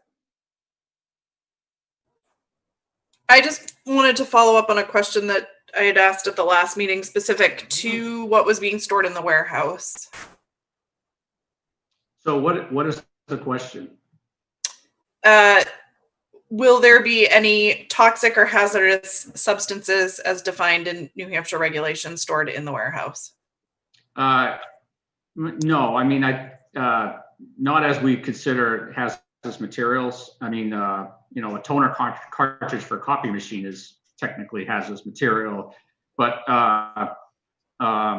this is not a hazmat storage site by any means. There won't be any fueling of vehicles. Pretty much a dry site.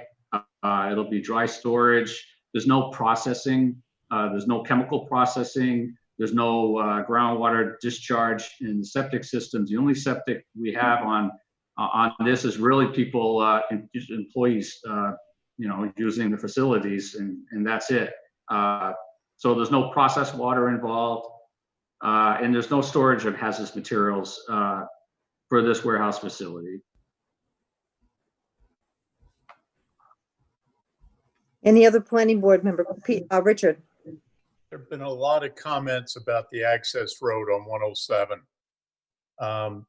You're saying, or you've said in past meetings, about 35 employees will use this road. I'm wondering how you're going to control that and why that needs to be used and couldn't be made for emergency vehicles only, since that seems to be one of the major stumbling blocks of the abutters.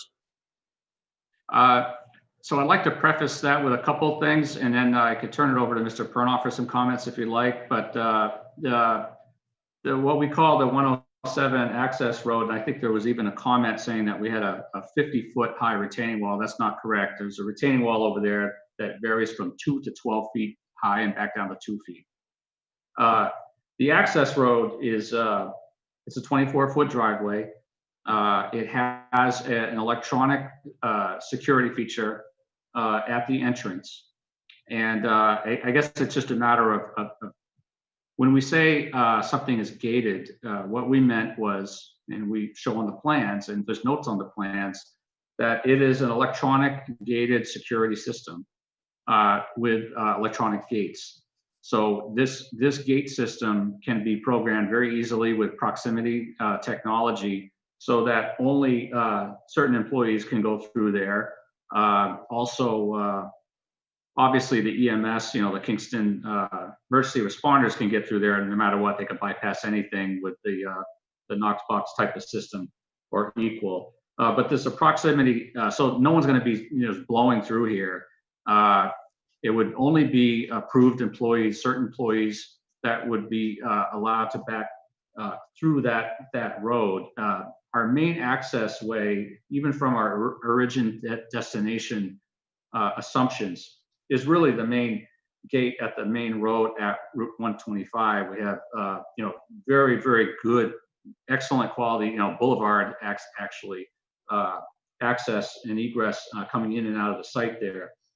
And it's really about warehouse management. So on warehouse management, just like offsetting shifts and that type of thing, we can control the use of that back door. And it really is a back door and with the proximity keys, electronic keys.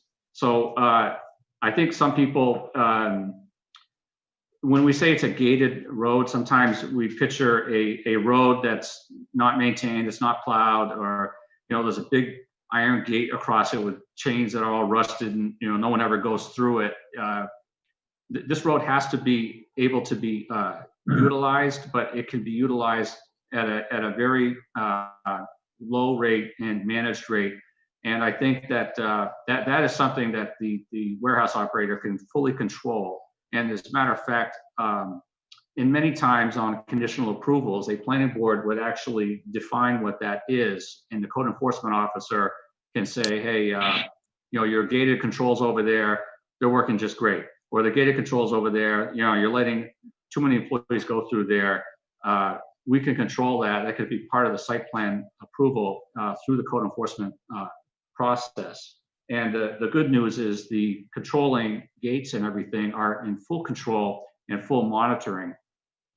So we have a very high level of confidence that that road can be managed and it can be back checked by the town, and it would be a violation of the site plan or approval if we were going to take that back access drive and make it anything more than what we said it would. We can quantify that. I know that there were some questions, maybe some apples and oranges on number of vehicles. I think Mr. Pernaugh was talking about peak hour vehicle control, but I just have to say that the rear access road is very important to the facility for safety and other reasons. But from origin destination, you know, the security of this facility, we can't have employees, you know, go willy-nilly everywhere. We can tell them, you got to go through the front door. And this is your pass key for that, but certain employees can be allowed to go through the back. Mr. Pernaugh, I don't know if you have anything to add to that in terms of your calibration of the traffic model as it relates to the control of that gated facility. Actually, Carl, I just wanted to chime in. Our traffic projections call for 38 vehicles that's in and out during the evening peak hour. During the morning peak hour, it was less. The other thing I wanted to say is that projection is passenger cars only, that there'll be no trucks that would be using that. And the third point I wanted to make about this gate system is that our analysis and our projections are independent. If there was no gate and there was no restrictions, you know, just passenger cars only, that's how we developed the 34 trip estimate during the PM peak hour. When I hear about a gate being put in place, that means the tenant can throttle that number down. In other words, it really doesn't affect our projections whether there's a gate there or not, other than, again, that they can control and they can choose what they're looking for. But if there was no gate, we're anticipating about 34 vehicle trips during the PM peak hour. Now, when you say 34 vehicle trips, that means 17 in, 17 out, or does that mean 34 in, 34 out? Oh, it's actually a 13 in and 21 out. So it's in plus out equals the 34. How do people get in that are coming out? If there's more people coming out than in. Well, in the evening peak hour, most people are heading home. Yeah. But again, it depends on the shift schedule. In the morning, we're anticipating most will be arrivals. And I'd like to point out that the design of this facility inherently, there won't be any trucks through there. And the employee parking field is primarily in the front. And, you know, any of these high security systems with high technology, it's very easy to control an employee because you could track it. They're all tracked with their proximity cards and security proximity swipes. And this, it's very simple. If you're an employee and you park in the front of the lot, in the front of the building, and there's a limited amount of parking in the rear, but in the front, you're going to come in and out of the front if your employer requires it, because you can't you can't make the gate work with your particular proximity card. So it's very, very well controlled, and this could be part of the approvals as a condition to control that.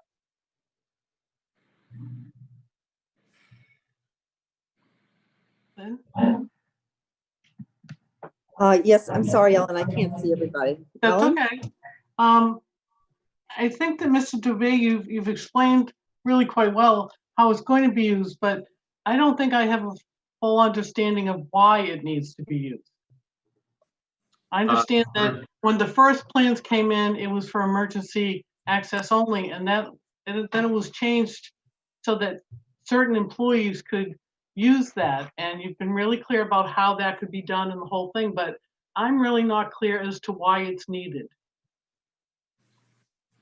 I mean, I understand for emergency exits, and if something happened that was needed for an emergency or emergency vehicles had to come in. But if you have this great entrance and everybody can utilize it well, why it has to be used? Well, this is a significant project in the town and is zoned accordingly. We meet the site distance criteria there. We promised that we would throttle that traffic to a point where it's relatively small compared to what could go there as a driveway. And we can meter that. We can meter it and you can count it. It's all there. It can be enforced. It can be enforced by the owner. It can be enforced by the town. I think we just have to have that ability. It cannot be a cold road with, iron bars and gates and all rusted up. And, we need to be able to have certain employees coming in and out of there. And we believe that it's a very fair assumption on that volume. Why on a project that's going to be bringing in, millions of dollars of tax revenues to the town, and we can't have a 24-foot access driveway around the back because it's just needed for operations. And we're being sensitive to it. And we're promising that there will be measurement devices in place for that. Can I jump in, Carl, for a second? This is not a direct answer to that question, but I will say that there's an advantage to having that driveway on 107. And that is that we all know the existing condition situation down at 125 and 107. So we do know that there's going to be a percentage of vehicles that want to head to and from the west on 107. If you did not have that driveway, that means you're going to have additional traffic out on 125 heading down and taking a right on 107, or in the reverse direction, driving down the entire length of 107, a left, and then up to the main site driveway. So by having this driveway, we are reducing impacts on the section of 107 between the site driveway and 125 and on 125 itself. So that's not why, I'm just explaining that there are advantages to having it. Glenn, when you get a chance, could I speak as well? Yeah, Glenn, go ahead. I don't want to appear to be piling on, but this access point has been a problem with me from the beginning. And I guess my biggest concern is, I understand that the property is zoned commercial. But as I've made clear in the staff meetings that we've had with the development team, for the majority of the abutters that are there, they did not purchase their homes when it was commercially zoned. They did it when it was residentially zoned. The commercial zoning happened only within the last 12 or 15 years. I've been concerned from the beginning that that driveway isn't necessary. It seems to me that the traffic study shows that. It's a very small percentage of the number of vehicle trips that are using that access point. We take into consideration that that's one of the major problem issues for the residential developers in the residential properties in the area, I think the cost benefit analysis is in favor of the residents. I understand Steve's comments that there's a portion of 107 that will get used less, but that portion of 107 is actually designed as a highway.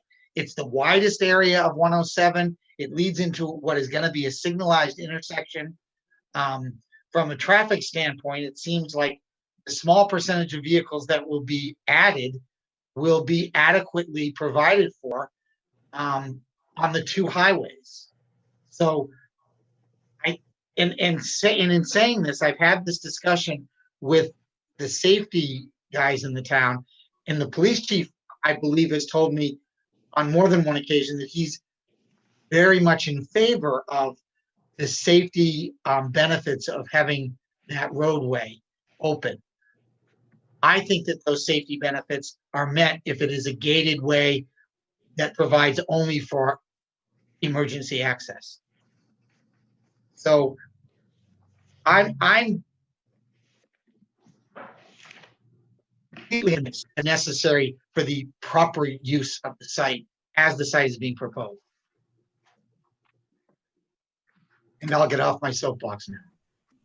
Okay, Lynn? I'd like to point out that on sheet 60 of the set, we have the site distance plans that are actually more robust than we're providing more site distance than the state would require for this specific. But we have on 107 for this 24-foot wide driveway, for that metered amount of traffic is 400 feet of site distance clear, and that is all on the right of way, not removing anybody's stuff or anything.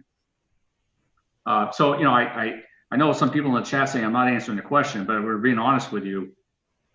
This 24-foot drive would have that security feature, and you'd be able to count the cars on a peak hour basis, and there could be a compliance criteria right in the plans for that. We'd rather have this driveway open and maintained and clear with the electronic proximity security gate than having it something that's might not be maintained properly 24/7, and that's a benefit to everybody. The few amount of allowed employees that would be able to go in and out of this road are probably going to come out of the site and they're going to take a right. If they're going to want to go down 125 south, they're going to go out the main entrance, probably like they're told to anyhow. But same way, if they're going into the facility from 107 and taking the left, they're not going to get jammed up at the new signalized intersection just to take a left onto the front door of the site. They're going to go right into the site here. It's safe. There's plenty of access there. It's buffered, and we're putting our money where our mouth is on the compliance and on the counting of those peak vehicles on the peak hours. I can't imagine a planning board asking you for any more than that. We're actually, you get the car count, and we have to be compliant with that. So the car count is on the plans? Well, we put that on the plans for a peak hour criteria. Okay, so it'll have on the plans maximum number of trips per day. No. Maximum number of trips for a peak hour, and that's really what counts. I mean, you count the cars coming in and out of King's Crossing. You'd be surprised how many total trips are in and out of there, right across the street from us, diagonally. Well, I guess my question is, how do we enforce something if there's not a exact number put on it?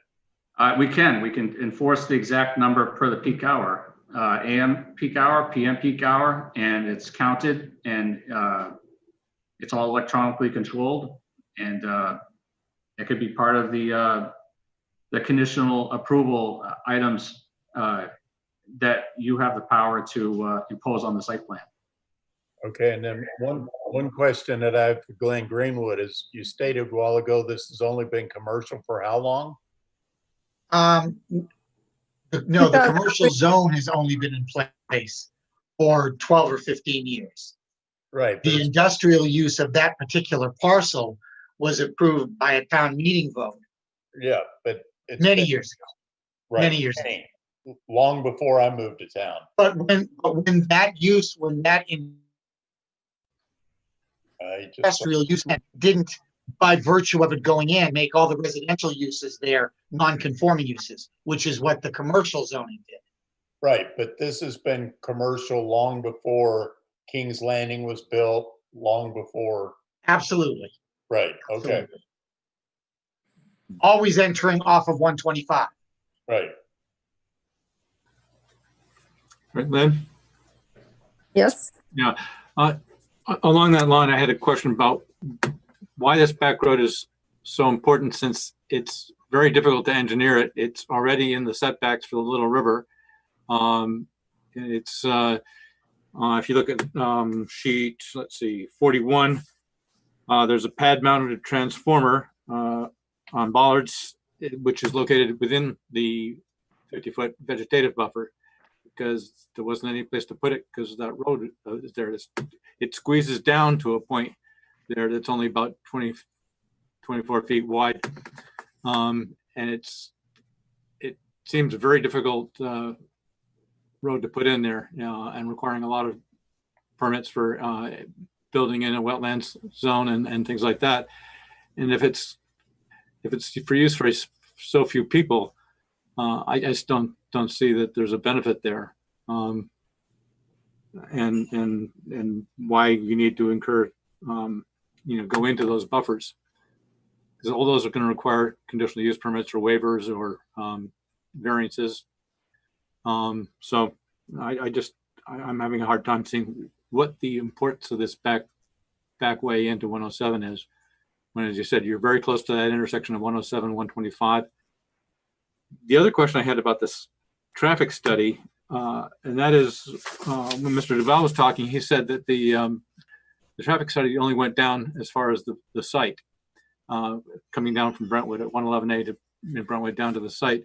Then he made reference to 60 cars on vehicles, I think that must be vehicles per hour, on the north of the site, but over 100, it was 102, 106 south of the site.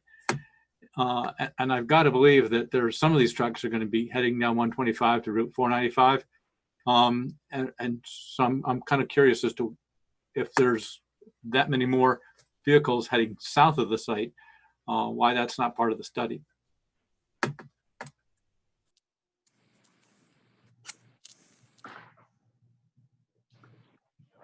Steve with us? Yeah, I was going to suggest Mr. Punnock could answer that probably. Well, Steve is here. I thought this was a representation that Mr. Duval made, so I thought he would chime in. I didn't catch what he said back then. Is Bob on the call?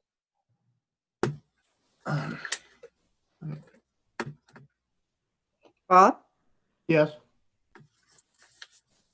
I'm sorry, I took a restroom break. I just asked about, at one point in your presentation, you'd referred to 60 vehicles per hour north of the site and 100 vehicles or 100 plus south of the site. And I was wondering how that coincided with your statement that the site was the southern limit of the study. I'm actually reading from Mr. Purnow's report, page 18, that talks about 60 vehicles.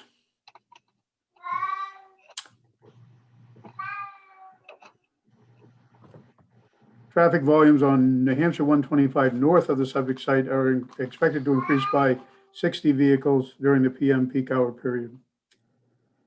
And traffic volumes between the proposed south site driveway and the New Hampshire 107 intersection are projected to increase by approximately 106 vehicles during the same PM peak hour period.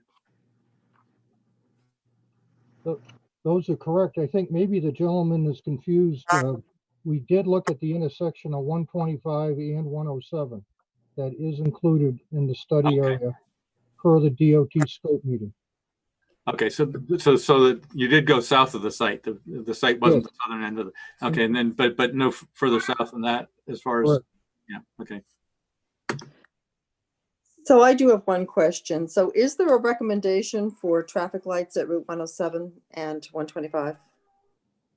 Yes, our study determined that the signals are currently warranted based on existing conditions. Okay.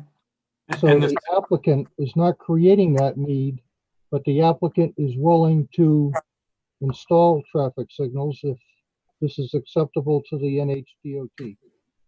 Okay. but the warrant for the signal warrant on Route 107 at your back access road, you said that you would do everything in your power to stay below the signal warrant level. The site driveway on 107 is not even close to meeting a traffic signal warrant. Right. So the study recommends stop sign control. Okay, thank you. I seem to. Question? I just wanted to ask one question. I seem to remember when King's Landing was going through the approval process, that there was a major concern about the number of cars that would be entering and exiting King's Landing and whether or not there would need to be turn lanes for King's Landing and all of that. Just out of curiosity, is there more of an impact with the 45 unit housing development on the road than it would be from the cars coming out of the Route 107 access point? I'm afraid I don't understand the question. So when King's Landing, the condo development across the street, across 107 from the Route 107 access point was approved, there was a good deal of discussion and concern about the traffic that was going to generate onto Route 107 and at Route 125. Just curious if there could be a comparison drawn by the impact that particular housing development has had and how the town has absorbed those cars in relationship to the number of cars that would be coming out of the Route 107 access point from the distribution center. So if you can tell me how many dwelling units there are in this King's Landing, we could can prepare a trip generation analysis and give you those statistics. There are 45, I believe. And single family detached dwellings? Single family, yes, single family detached. Age restricted. Ah, age restricted. Yeah, I thought you'd like to hear that because that drops the number of trips down dramatically, like 70%. Yeah. Yeah. All right, we can run that analysis and give you a comparison. Thank you.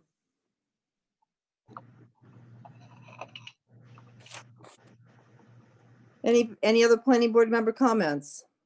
Yeah, Lynn, this isn't on the road issue. Let's bring up the one I made in the two prior meetings about the 20-foot buffer being shown on the site plans. And I know that it did make it into the minutes last time with the specific sheet numbers that had not been revised and still showed 20-foot buffers. Most of them also now show 50-foot vegetative buffers, but I think Glenn Koppelman had made the reference that those need to be cleaned up. The new plans that we have now, sheets 9, 12, and 15 have not been changed. We didn't get those any updates, and so presumably they still are outstanding. And now sheets 32 and 34 also, I see, have been modified, but they still have the 20-foot buffer showing where there should be a 50-foot. They also stay the 50-foot vegetative buffer, but they say building setback typical with a 20-foot buffer. So against the residential area. So I'm kind of surprised that those didn't get changed. And I know you're talking about, Carl was talking about compounding these all these plans together for the December meeting, and I'm hoping that that fairly simple removal of those extra lines will be made in those plans so that we can go forward with the process.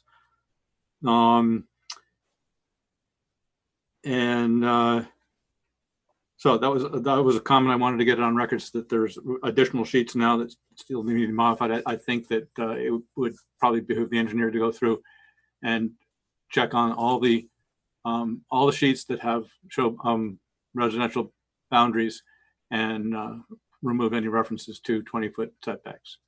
Thanks. Yes, sir. And that's part of the batching of the plans. When I mentioned that when we put all the 100+ sheets together again, we told the town that we would not show the 20-foot building setback. We'd show the 50-foot buffer on an interim basis, and the design plans meet the 50-foot buffer.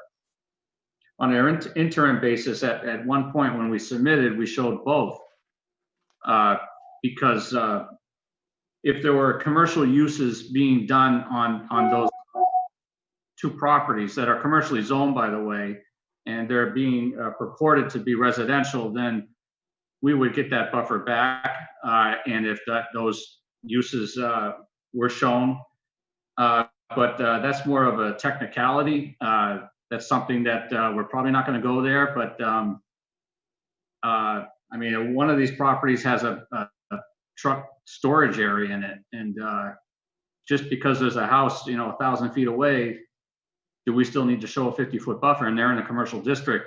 That just doesn't seem fair. But I believe that we honored the staff and the board's suggestion to remove it completely and don't even show the option, and just show the 50-foot buffer and be done with it. And that's what we're going to show on the plans, the 50-foot buffer on all the plans, and be done with it. It's not even worth arguing about. If something arises, then we'll deal with it at that particular time. I believe the chairman made the comment that you can always come back if the conditions change if the conditions change so that there's commercial properties where there are now residential, that you could also appeal for a different buffer, but that we're only approving one set of plans, not a Yeah, correct. Two sets. We agree with that. We'll make those changes. And obviously all 100 sheets, 100+ sheets are not getting recorded. So we wanted to make sure that the ones that are getting recorded aren't confused. Any other planning board questions? Seeing none, Robin, what do we have in the chat? Well, we've got a lot in the chat. So there were a number of questions early on specific to the traffic study, and it looks like most of them have been addressed. Again, I think everyone's mentioned that the access road on 107 continues to be a sticking point for folks. There were early questions about environmental impacts. The shoreland buffer. Let me see what else. And obviously the little river, which we've talked about. There was one question about the impact on resale value. And then there's been at least one, possibly more than one reference to drones, and now we've got more comments coming in as well. So I don't know if we want to start with maybe unaddressed questions related to the traffic study. Why don't we hit those first?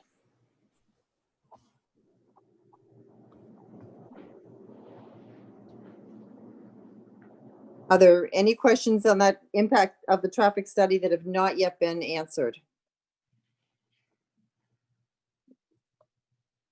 So traffic, it looks like traffic south on Route 125 specifically is being asked. Oh, that was sent to me privately. So if the person who sent that to me privately wants to post it publicly, we can read it.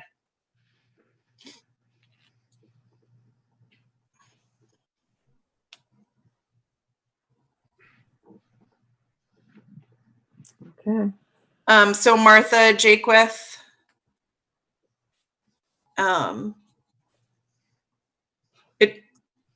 literally says traffic south on Route 125 needs to be addressed. So Martha, I don't know if you're able to unmute yourself.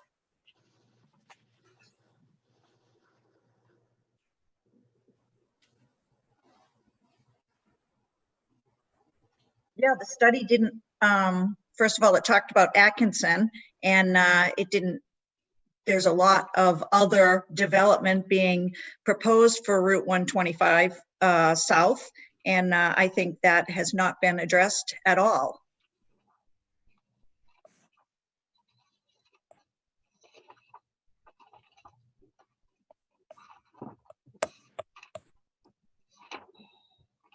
Do we need Martha's address, correct? Mm-hmm. And that is? Do I put it in the chat, or you just want me to tell you? 16 Rhinefus Lane, Okay. Kingston.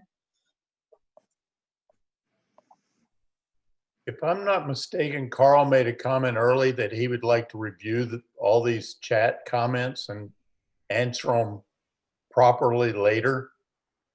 I mean, I don't know if it's fair to put him under the gun, the rest of his team under the gun, let them analyze the questions and come back at the next meeting with responses.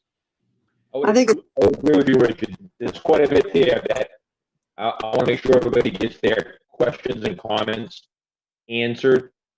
And I think right now, just trying to force answers out for their statements, I don't think they get the amount of time that they deserve. There's a lot of duplicate questions that, you know, if we sit here trying to go through them all, it's going to take some time. Yep. So Correct. we know there's going to be another meeting, so it certainly would make sense to consolidate the questions and try to get answers to them at the next meeting. And so I've seen Mike Morton's question come up. The next meeting would be a public meeting. Yes. All meetings are public meetings. Correct. He wants them answered during the public meeting. The next meeting would be a public meeting. Yes. All meetings that we hold are public meetings. Correct. Perhaps on that question about 125 South, maybe a little bit more specificity about what specifically what they're asking about. Like, I think we got a number for increased traffic count, which is 106 vehicles per hour south of the site. But so I guess we need to give Stephen and company a bit of a chance to answer a specific question. Maybe if she can repost that to be less general and a little more specific about. I understood it that the traffic study was stopping at 107A and 125, and they wanted it to go further down, like to the Kingston border. You know, like what's the impact all the way down, like towards 495? You know, I guess that you'd have to know what percentage of vehicles were turning off to go on routes other than following 125 down to 495. So that might be useful information. One of the things that we did that perhaps those that are new to joining the Zoom chat don't know is that we declared this a regional impact, and therefore other towns were invited to participate as though they were in a butter if they were part of the regional impact. We did get a report from the Rockingham Planning Commission on the Regional Impact Committee, and their report we just received it, so unfortunately there hasn't been time for distribution. And they were unable to be with us tonight, but there are some recommendations that they have. They appear to be, and I'm not going to go through them, but they appeared to be pleased with the criteria used for the traffic study, but they also wanted to see that traffic study extended to the Route 125, Route 111 intersection. And they had a number of recommendations, and we'll make sure we get this copy of this to the applicants so that they can address those comments. This is simply just a draft at this point. They hadn't had their final meeting to approve it and vote on whether or not it was complete. but it was deemed to be complete. Is that correct, Glenn? Yes. Okay, Yes, I'm sorry. thank you. Just making sure I didn't forget anything. Lynn, And it looks like there are at least a couple people who haven't asked a specific question in the chat, but are asking to speak, if I'm understanding the request correctly. So I don't know how we want to handle that. if they want to raise something that has not yet been raised, they are welcome to join the meeting. And you may do so by asking for that request in the chat. Which Scott Ouellette has done. There are several of them have done that. Okay. Scott? Good evening. Scott Ouellette, 189 Main Street. I'd like you said, I'd like to address a couple of points that haven't been brought up yet. The intensity of this site, I think, is one of the key issues. Like Glenn had said, and some of the board members have said, when this C2 zoning was approved, was on the ballot, the intention was that there would be more commercial development along Route 125, like Sears Logistics, maybe some retail uses, but it was not presented as entrances off of 107. It was really presented as a Route 125 facing zone. It goes on both sides of Route 125. And as a matter of fact, I think I was on the board at the time, but it's been a long time. I think we looked at that little sliver where the 107 road is being planned and looked at the wetlands buffer, the shoreline buffer. And I think we thought that road would never be approved for that site. It wouldn't possibly be built in that site. All the discussion was that it was oriented towards, the zone was oriented towards 125. So I think it's completely legitimate for the residents on Route 127 to make the points that they're making. Also, the planning board does have some power here to not necessarily accept everything the developer, the applicant, is proposing here. I agree with Rich that at a minimum, that road off Route 127 should be made as emergency vehicles only. And really, I think it should be taken off the plan altogether because of those impacts to the wetlands, and the shoreline protection area. And it doesn't seem to be needed. Sears Logistics existed a long time with a single entrance off of 125. I don't see why a back entrance like this is needed, especially since it's such a lightning rod for the residents in that area. There's also other parts of the plan. You know, this is an 800 square foot building. The developer certainly has a right to develop the land, has a right to use a warehouse. That's a permitted use, but he doesn't necessarily have a right to make a biggest building he can possibly make. That area along the back that's in the shoreline protection, that 300-foot buffer, the board doesn't just have to accept that. That conditional use permit is very important here. And both Evie Nathan went through some facts and Dennis went through some facts, specifically number 3 he listed out. And when you go through that conditional use review, it's very important that this is the board's chance to protect that little river. Now, conditional use sections are in all of our overlay buffers, zones, wetlands, shoreland, aquifer. They're meant to be a safety relief for applicants that might have a problem getting to the dry buildable land. Say you have a wetlands, you need to cross the wetlands to get to the dry envelope so you can build your project. That's not the case here. The dry buildable land is all the way from Route 125 until the very back. The applicant really doesn't have a hardship here. He doesn't have to do all that improvement in the 300-foot setback. I would challenge him to re-engineer your plan so that you're out of that 300-foot setback. And that conditional use permit goes away. The issues with the impact on the Little River are certainly either go away or diminished. So I think the board should look very carefully at that permit. And lastly, the subdivision. Glenn Greenwood, you can correct me if I'm wrong here, but we're proposing to break the lot up into some smaller lots. Looking at lot number B and C, those lots pre-existed this shoreline protection ordinance, but the rule is you can't have more than 20% in the area that's designated as shoreline protection. By chopping off these lots, I think they go to a less conforming situation. And by rule, you can't subdivide and make a lot less conforming than it already is. When this was part of the bigger lot, there's plenty of room to come under that 20%. But as soon as you go down to a small lot, I think that looks like almost 100% of that shorelands area is impacted by the improvements on B and C. I'll be happy to provide ordinance numbers and citations if the board would like, but that concludes my comments. Thank you. Thank you, Scott. Was there anyone else? There was, it looks like James Hasselbeck. Good evening. Thank you. James Hasselbeck, 19 Elkins Road, Kingston.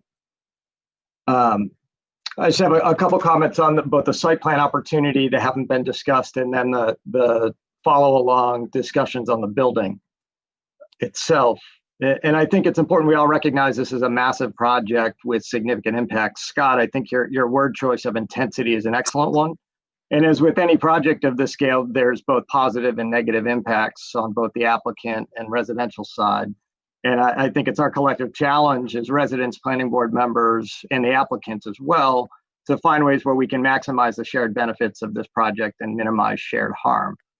I'm a resident husband. I got 3 small kids, and we plan to continue growing up in this town that we love. So I share those concerns about traffic, wildlife habitat, and light pollution. But I think it's also important we acknowledge the real and meaningful benefits to our tax base and impact fees this project could provide without adding a significant burden to our local services. We need to understand that projects of this scale are extremely rare in New Hampshire, and this is the opportunity to make a once-in-a-generation financial impact to a town, which in essence does benefit all of our residents. My day job is Director of Operations for Revision Energy. So this requires me to participate in large-scale project development, including many of the same state and local planning requirements and regulations that have been discussed here and in the previous meetings. I had the opportunity to review all the relevant plan submissions, including the state and local requirements here. And I do want to recognize the town of Kingston's excellent efforts at transparency in this planning review process by making those documents easily accessible. Thank you. I think it's important we all remember it is not the role of the planning board to approve or deny any project based on their personal opinions or even project-specific abutter impacts. Instead, it is their duty to make sure that any proposed development meets or exceeds all relevant state, local, and federal codes and ordinances. I think generally the applicant and their team of engineers has done a good job in designing this project in compliance with most of the relevant codes and statutes. But I do agree that the planning board and that applicant team should continue to focus on the conditional use section, specifically to protect the river and watershed impacts. With that understanding, I propose we look for opportunities to mitigate some of the concerns by residents while also supporting the development in a sustainable and forward-thinking way. There's only a few companies that would invest in a facility this size. They're primarily Fortune 500 companies, many of which have public-facing proposals to achieve net zero. Amazon specifically has a public pledge to go net zero by 2040. Simply put, net zero means using smart design and to limit environmental impacts and emissions as much as possible. Things like replacing internal combustion trucks with battery-powered semis and electric vehicle charging infrastructure to mitigate idling truck and noise concerns, sustainable design and construction methods and materials like permeable pavement and good landscaping design to mitigate runoff concerns, utilizing roof space as electricity generation potential. A roof this size could power this facility 100%, as well as provide excess electricity to abutters and perhaps even the town. And we can also update civil designs to minimize impact on the river and reduce the need for conditional use permits, maximize shoreline protection, and many other design and operational choices that can minimize the negative impact on our community while supporting this development. This is not science fiction moonbat stuff. We have the engineering expertise and technology to do this work right now, and these buildings are being built in New Hampshire today. The additional upfront construction costs are more than offset by building operational savings, so the finances work for the applicant. And local residents benefit by getting the jobs and tax base without many of the negative environmental or operational impacts. This is a massive opportunity, so I challenge the applicant to adjust your site plan and future building design to meet or exceed LEED, gold, or platinum status, and the residents of Kingston and the planning board to demand better than the status quo. That's all. Thank you. Thank you, Mr. Hasselback. Was there anything else, Robin? There was at least one more. Hold on, I got to scroll back up again.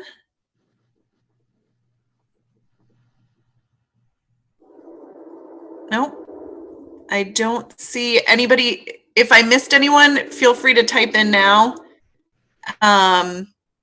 Because I'm not seeing a specific request to address something that hasn't been talked about already. Lynn, I just wanted to make a quick comment. Sure. I really appreciate the comments that were made by Mr. Hasselback and Mr. Willett. I really echo their sentiments, and I think they brought up some great points. I've always encouraged the rights of the property owner to be able to develop their property, but also recognize that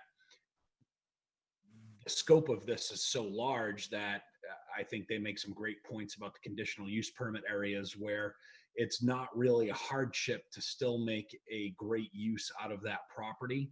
And I'm going to be very cautious going forward and granting any exceptions to the state and local regulations that we have, because, I mean, this is a tremendous, huge project. I mean, when you really look at the scope and size of this, it's something that I wouldn't see out of place in, the industrial complex setting over at the Manchester Airport or the Peace Trade Port Authority. But for where this is going to be located, I definitely want to encourage the landowner and the folks looking to develop this to be able to use that property. But I'm also going to be very cautious in making sure that they're going to have to follow the rules on this one. And it's going to be very difficult for me to allow exceptions outside of the strict guidelines that we have, because I don't really see a hardship that's created by some of these access points and really the scope of the project that we would really need to accommodate. So I just want to put that out there going forward so people know where I stand as a board member. I have always encouraged property owners to be able to utilize their property to the best of the ability. Tax base is an important thing. I would love to see some tax base coming in, but I'm also very realistic. I haven't encountered any project that I've ever actually seen make my taxes go down. With any tax base that comes in, there's always other additional resources that are required, whether it's a single family residence and people in the school system, police, fire, EMS services, or if it's commercial property, there's always unforeseen expenses that always increase. But I just wanted to make a statement to kind of where I'm at and where I'm thinking on things. Lynn?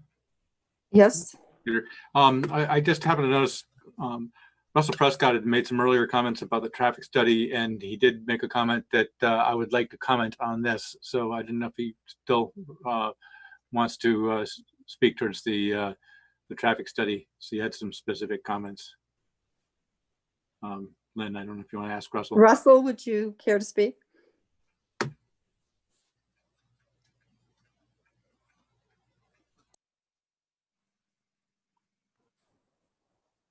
You're muted.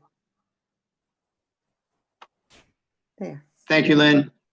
I enjoyed the conversation. You need to introduce yourself and give your address, please. Yeah, Russell Prescott, 50 Little River Road in Kingston.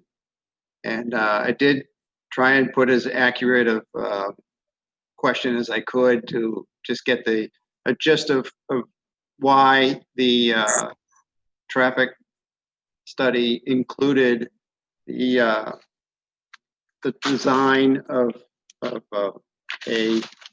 if I can grab it and put it in front of me,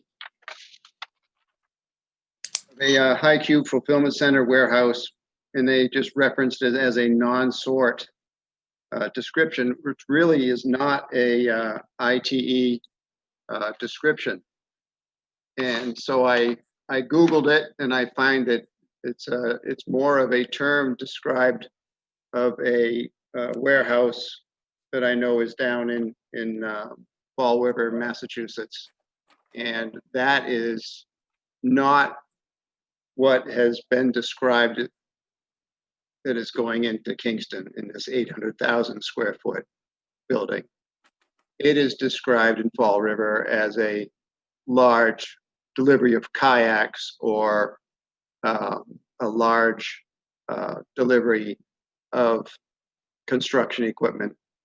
Non-sorted means it's very large package gets transferred and as one piece gets delivered to a residence or wherever. So it is the last mile delivery referenced as a non-sort warehouse. And I don't believe that LUC 155 of the ITE description even includes non-sort. So I just wanted to understand why it was referenced underneath that category as non-sort. And is it really describing the future of Kingston's building is going to be a delivery service for large packages? Is that good enough? Thank you. Thank you, Russell. Okay. Any other questions from the public? I have a private message that came through from Andrea Kenter specific to CUPs, so I don't know if she wants to ask that question publicly. Did she ask us? Thanks, Robin. I was just wondering if the board could just educate the people that are logged on tonight as to what conditional use permits are, and then potentially what conditional use permits the applicant is possibly looking to ask for on this project. Glenn Greenwood, could you answer that, please?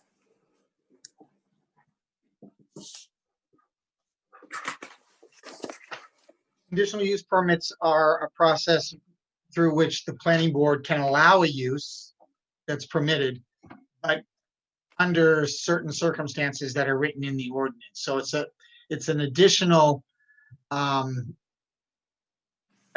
set of parameters to ensure that certain features found important in the town zoning ordinance are given extra credence. So in this case, one of the CUPs they're going for is construction in the Aquifer Protection District.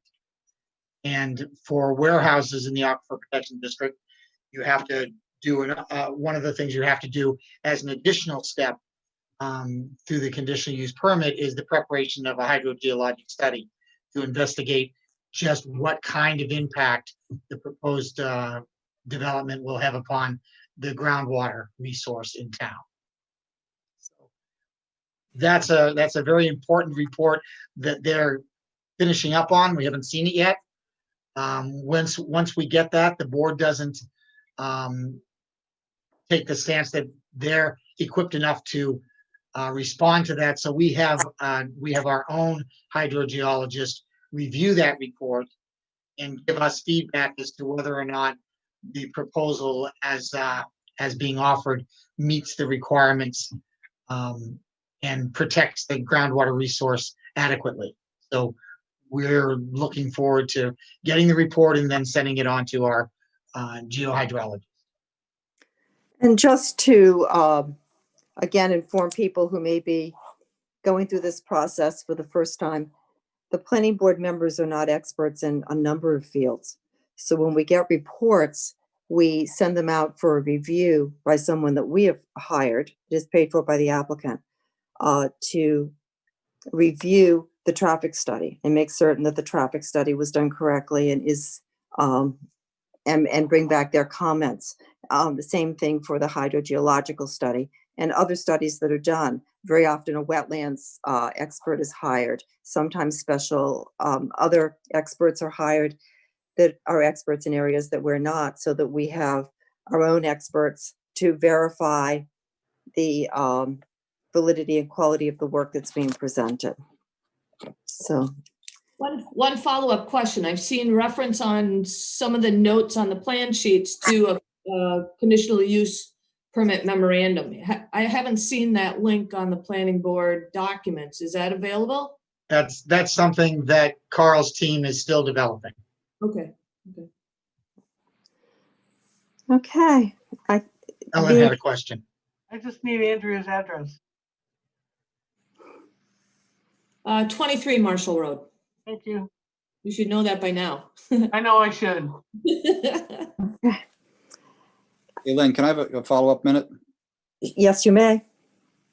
Glenn Greenwood, there's an additional conditional use permit for the Shoreline Protection Act. Yes. Right, that's the one I was zoomed in on, and the comments that Dennis made to that. Is that the only two, aquifer and shoreline, or is there a wetlands There might be a wetlands one as well. Yeah. for the road? Yeah. Yeah. Okay. All right, thank you. Okay, seeing no other comments from the public, we'll close public comment. Planning board members. May I ask a question, Lynn? Sure. What, I've saved the comment, the chat thread. Are we submitting that to Carl for response to all of the questions in the chat thread? Or are we not? I believe we are, yes. Okay. Since we have it, we'll make it available. Yeah. Glenn, do you mind also sending it out to anyone on the planning board who wants it? Yeah, of course, of course. I mean, I suppose we could post it on the website. Well, we can. There's no reason why not. But I'll certainly send it to all the planning board members. And Also, Chair, there's a way you can actually click that. There's the three dots at the bottom. You can click that and say save chat, and it saves it as a text. And I've already done it once, and we're distributing that to our team members, and we will go through that. You can actually email yourself or put all of that text right up on a list. It's as simple as clicking a button. Yeah, I've saved it likewise. That's why I can send it around. And when we come back with the additional information, now that we are gelling up the design items, there are 3 conditional use permits that were applied for on this project. And the conditional use permit design criteria, now that our design is being focused and we're getting this input from everybody, we will be putting the reports together on the CUPs. There's 3 of them, one for shoreland, and there's 5 criteria for that. One for wetlands, there's 3 criteria for that.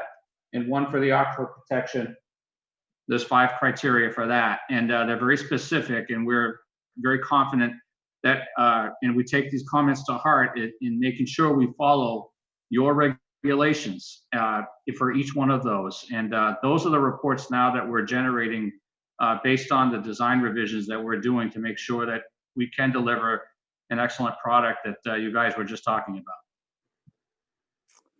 Thank you. I'm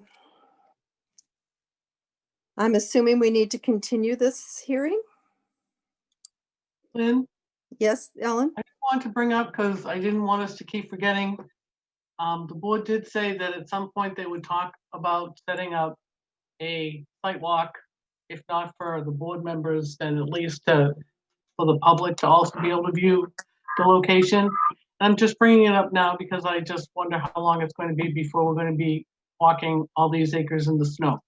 So I'm just bringing it up.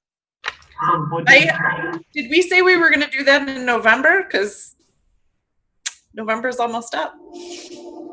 I don't think you set a specific date. You said you were going to wait until you got more concrete information to be able to look at, but you know, I'm just saying, New England, snow.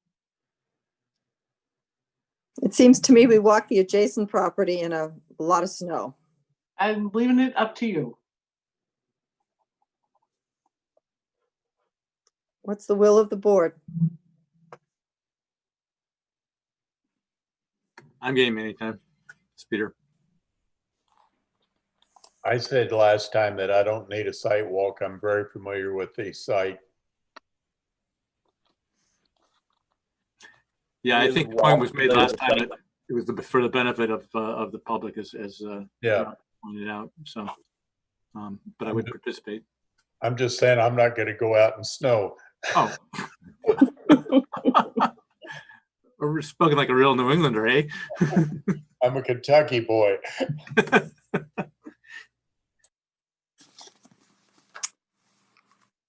I assume we need a motion for that.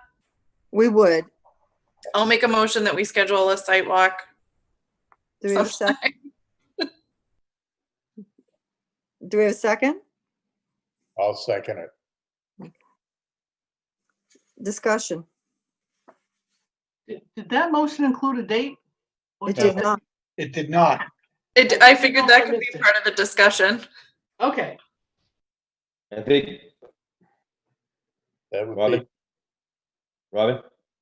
Yeah, I think we Peter. should make I think we should make a notation maybe that this sidewalk is to benefit the residents or the public who may want to walk around up in the woods. 'Cause I personally am familiar with that site as well, so I don't think it's any benefit to me as a board member.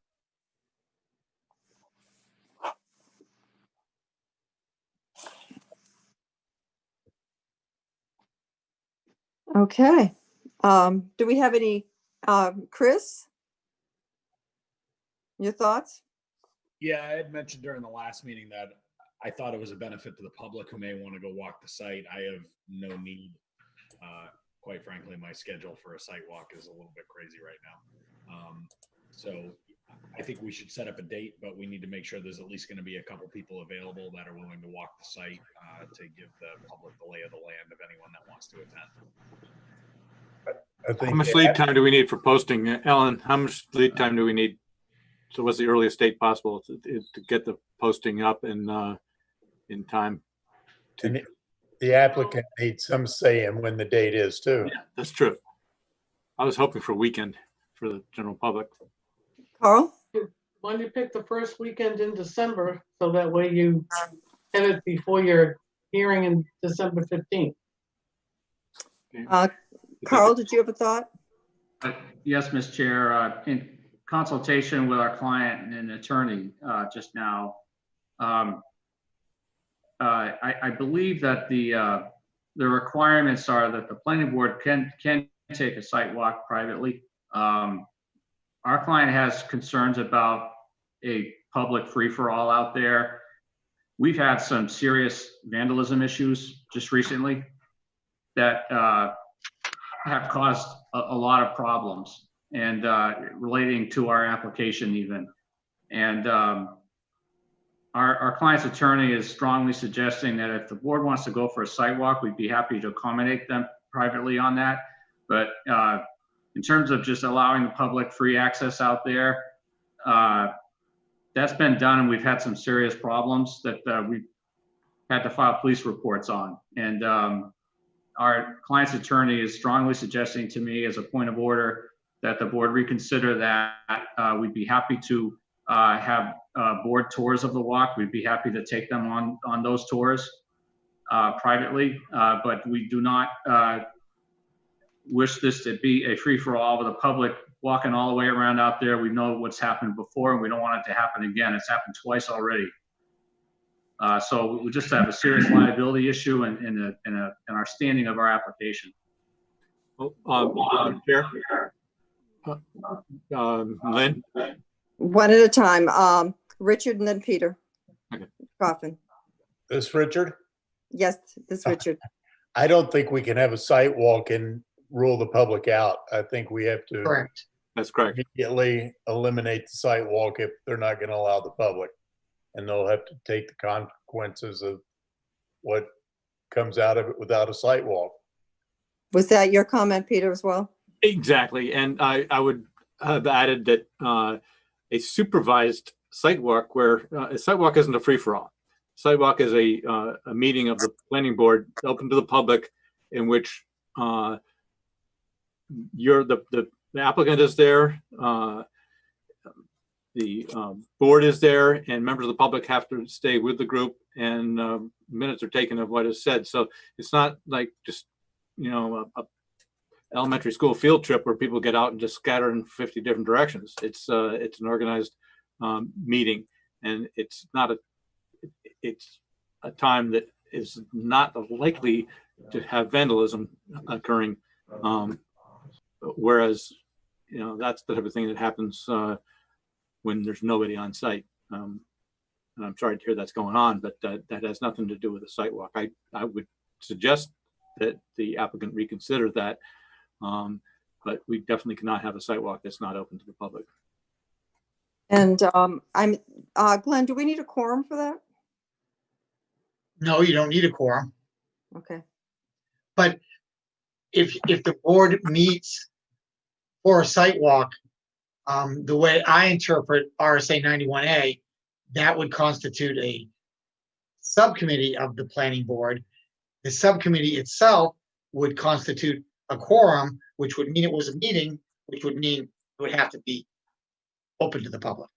I will withdraw my second of the motion for a site walk. Lynn? Yes. I don't think the majority of the board, if you wanted to take a vote, is requiring a sidewalk. If we were doing it for the public. Yeah.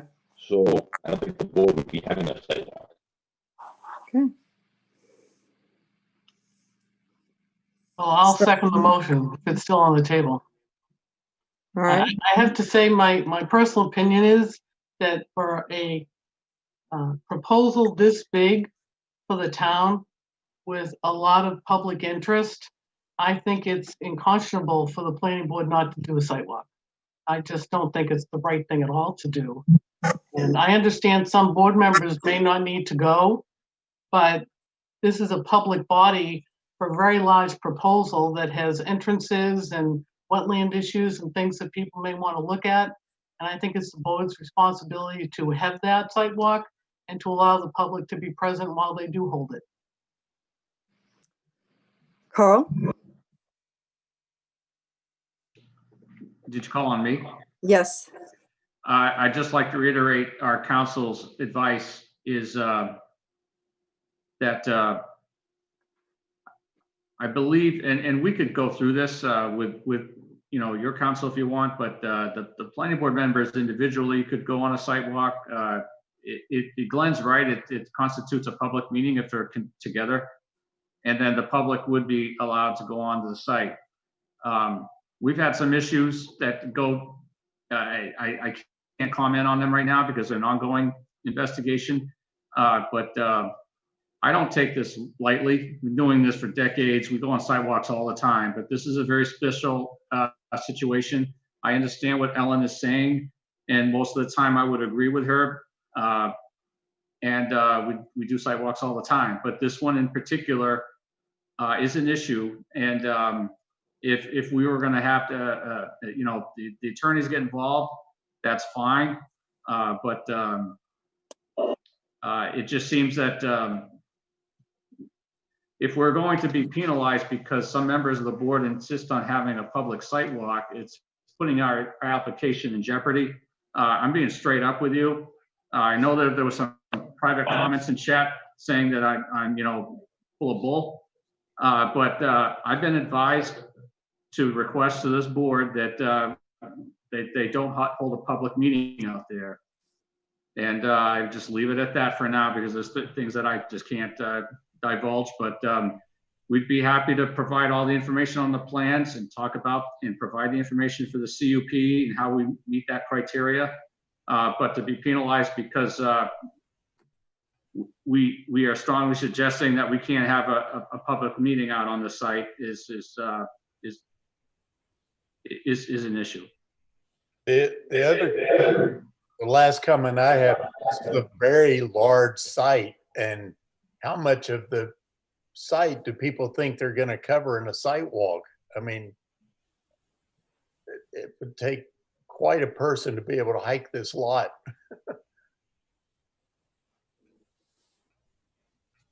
Any further comment? I just have a question clarifying how a site walk is penalizing an applicant. I think, Robin, he's saying not having the sidewalk. They're requesting that we not have one might penalize them. Thank you. The applicant could always have a police officer present, if that's their concern. Just saying, it's not like you can't do that.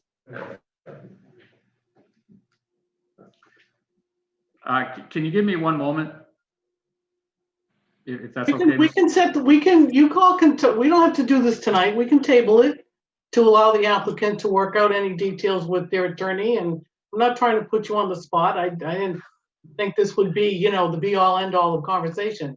But we can put this off until the next meeting. We all walk through snow. I was trying to avoid it, but you know. I've had this discussion with Carl before. And he's told me the same thing, and I've responded to him the same way, that it seems like the biggest proposal that Kingston's seen in the 35 years I've been here warrants a site walk.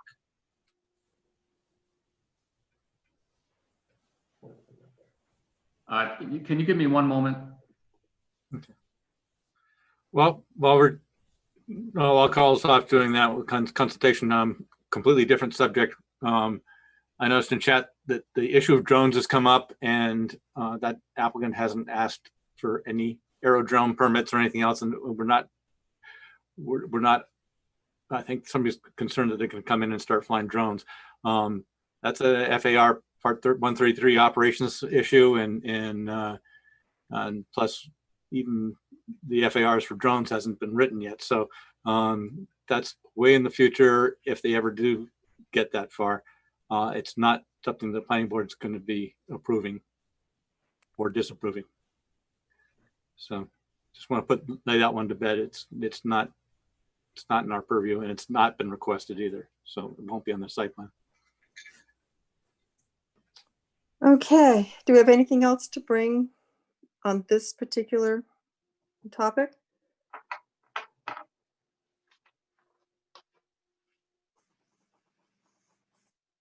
think we're just waiting for Carl to come back for an answer, but then we can continue on whether we're going to take the vote. I think the motion's been made and seconded and reseconded about the site walk. So I think that one's still on the table. So we're going to let Carl come back with a positive result. There's one other site in town. The selectman requested a site walk, and the applicant is considering not having it done for liability issues. So this isn't the first time that we've been told no. That one may work out, but it hasn't yet.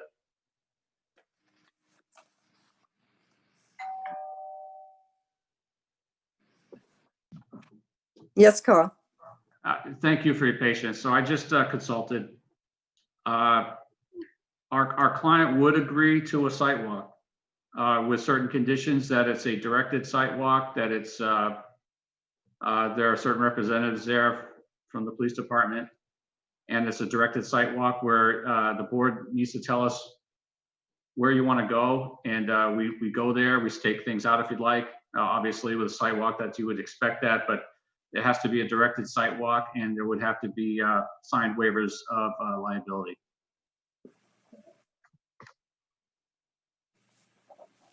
Seems appropriate. And we'd be happy to conduct that site walk as a board hearing. Okay. Do we have a date for the site walk? Ellen suggested the first Saturday in December.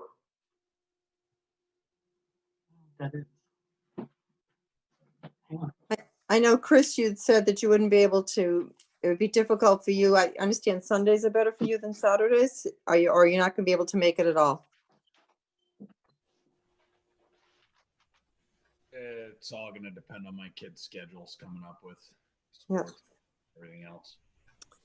So that's the 5th of December would be the Saturday. 5th would be the 1st. So Saturday, the 5th at 8 a.m.? That's when we usually do them. Or do you want to do it at 9? We only do them at 8 because Chris is going to be there. No, just kidding. I prefer 9 because it's a little bit warmer. Yeah, that's a consideration now. 9 is good. Carl, does that fit into your schedule? Okay, so Robin, do you want to revise your motion? I make a motion that we plan a site walk with Well, so let me ask a question before I proceed with the motion. Do we need to define what the direction of this site walk is going to be now, or just say that will be determined later? That'll be Okay. determined later. Thank you. So I make a motion that we schedule a site walk for December 5th at 9 a.m. at the site proposed at, sorry, I just dropped my plans. 266 Route 125. So if we're going to have the site walk at 266 Route 125 and it's going to be directed, then we really need to tell people where to meet on the premises. Does Mr. Dubé have a suggestion?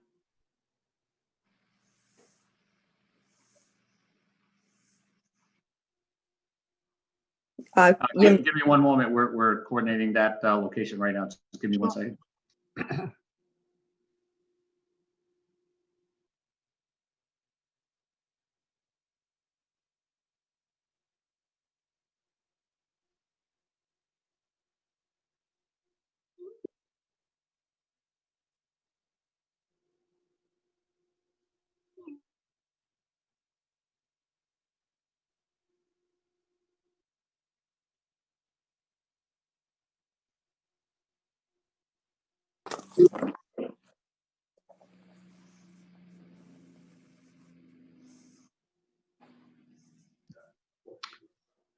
Ms. Chair. Yes. All right. So if you drive into the main facility at 266 into the driveway and you bear right, that's going to the existing office building. There's an access driveway there that is off the main flow path of the existing warehouse, trucking operations. So we could go there. We'll give me 1 second. They're just coordinating this because we have tenants.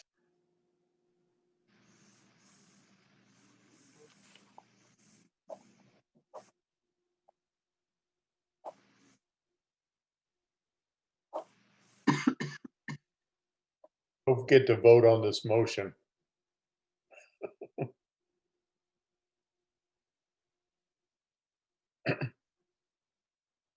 Just want to make sure we've got it complete first, Richard. Oh, okay. I apologize. Thank you for your patience. Yeah, we go into the main facility, but don't go to the warehouse. Go to the right, and there's a driveway there that basically services the existing small parking lot to the existing office building, and that is a serpentine driveway that you can parallel park. I'm hoping that there's not 3 feet of snow or anything like that, but there is. We'll keep it plowed up nice and tight, and we'll provide some kind of a guiding documentation and plans, because I know the planning board is going to want to see certain things, and we'll take them on that good directive site walk, and hopefully there won't be a lot of snow, but if there is, we'll do that too. We'll coordinate the details of waivers and everything else with staff. Any further discussion? Seeing none, Ellen, would you please call the roll? Oh, yes, I can do that. Lynn Merrill, Yes. Robin Duguay, Yes. Richard Wilson, Yes. Peter Baiki, Yes. Peter Coffin, Yes. Chris Bashaw, Yes. yes. That's everyone. Yeah, it's unanimous. Thank you. Motion to continue. Mr. Dubay, when would you like to continue the meeting to? I'm going to ask Ellen that. Yeah. What are the options? Well, we have December 15th of the third week in January, or technically the first Tuesday in January. December 15th, please. Motion to continue to December 15th. Second. Okay. Any discussion? All those in favor? Ellen, would you please call the roll? Sure. Lynn Merrill, Yes. Robin Duguay, Yes. Richard Wilson, Yes. Chris Bashaw, Yes. Peter Baiki, Yes. Peter Coffin. Yes. Okay, I'm missing someone. Oh, me. Okay. And that too is unanimous. Thank you. Okay. And this closes that hearing, and we're on to board business and critical correspondence. Thank you. Lynn, will there be a time for revised plans to be submitted Oh, before that yeah, meeting? Sorry, revised plans would be due by, hold on, December. And you'll be on the agenda for 6:45. Revised plans by December 3rd. Noon? By noon? By noon. Okay. Thank you, I forgot that. Just a reminder for the public that this is our notice of that meeting.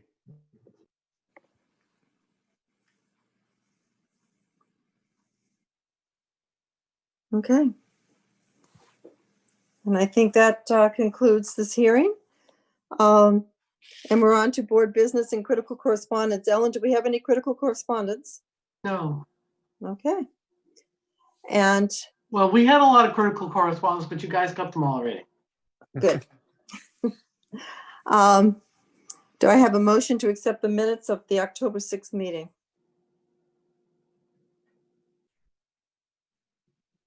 So moved. This is Peter. Is there a second? Second. Motion by Peter Coffin, second by Richard Wilson. Any discussion? Errors or omissions? Seeing none, all those in favor, Ellen, would you call the roll? Sure. Lynn Merrill, Yes. Robin Duguay, Yes. Richard Wilson, Yes. Chris Bashaw. Abstain. Abstain. Sorry. That's okay. Peter Baiki, Yes. Peter Coffin, Yes. and Ellen is yes. Okay. Yeah, I apologize. I was reading too much correspondence to. Yeah. So I have not read the minutes of October 20th. I was reading all the correspondence and preparing for tonight's meeting. Did anybody else read the minutes of that meeting, or would you like to approve those minutes at our next meeting? Next meeting. Yeah. Enough people didn't read it. Okay. Is there any other business that may legally come before the board?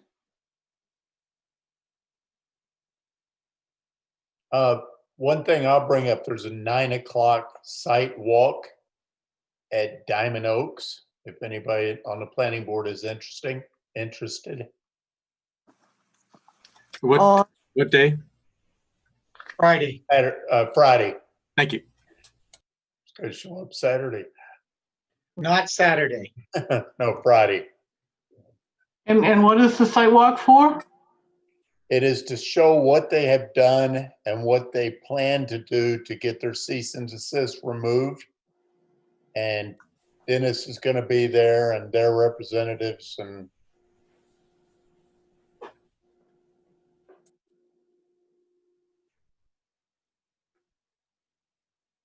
Okay. Is there any other business to come before the board? If not, we declare the meeting adjourned. Thank you all, and we'll see you at our next meeting, which is on Tuesday, December 2nd. Nighty night. Night.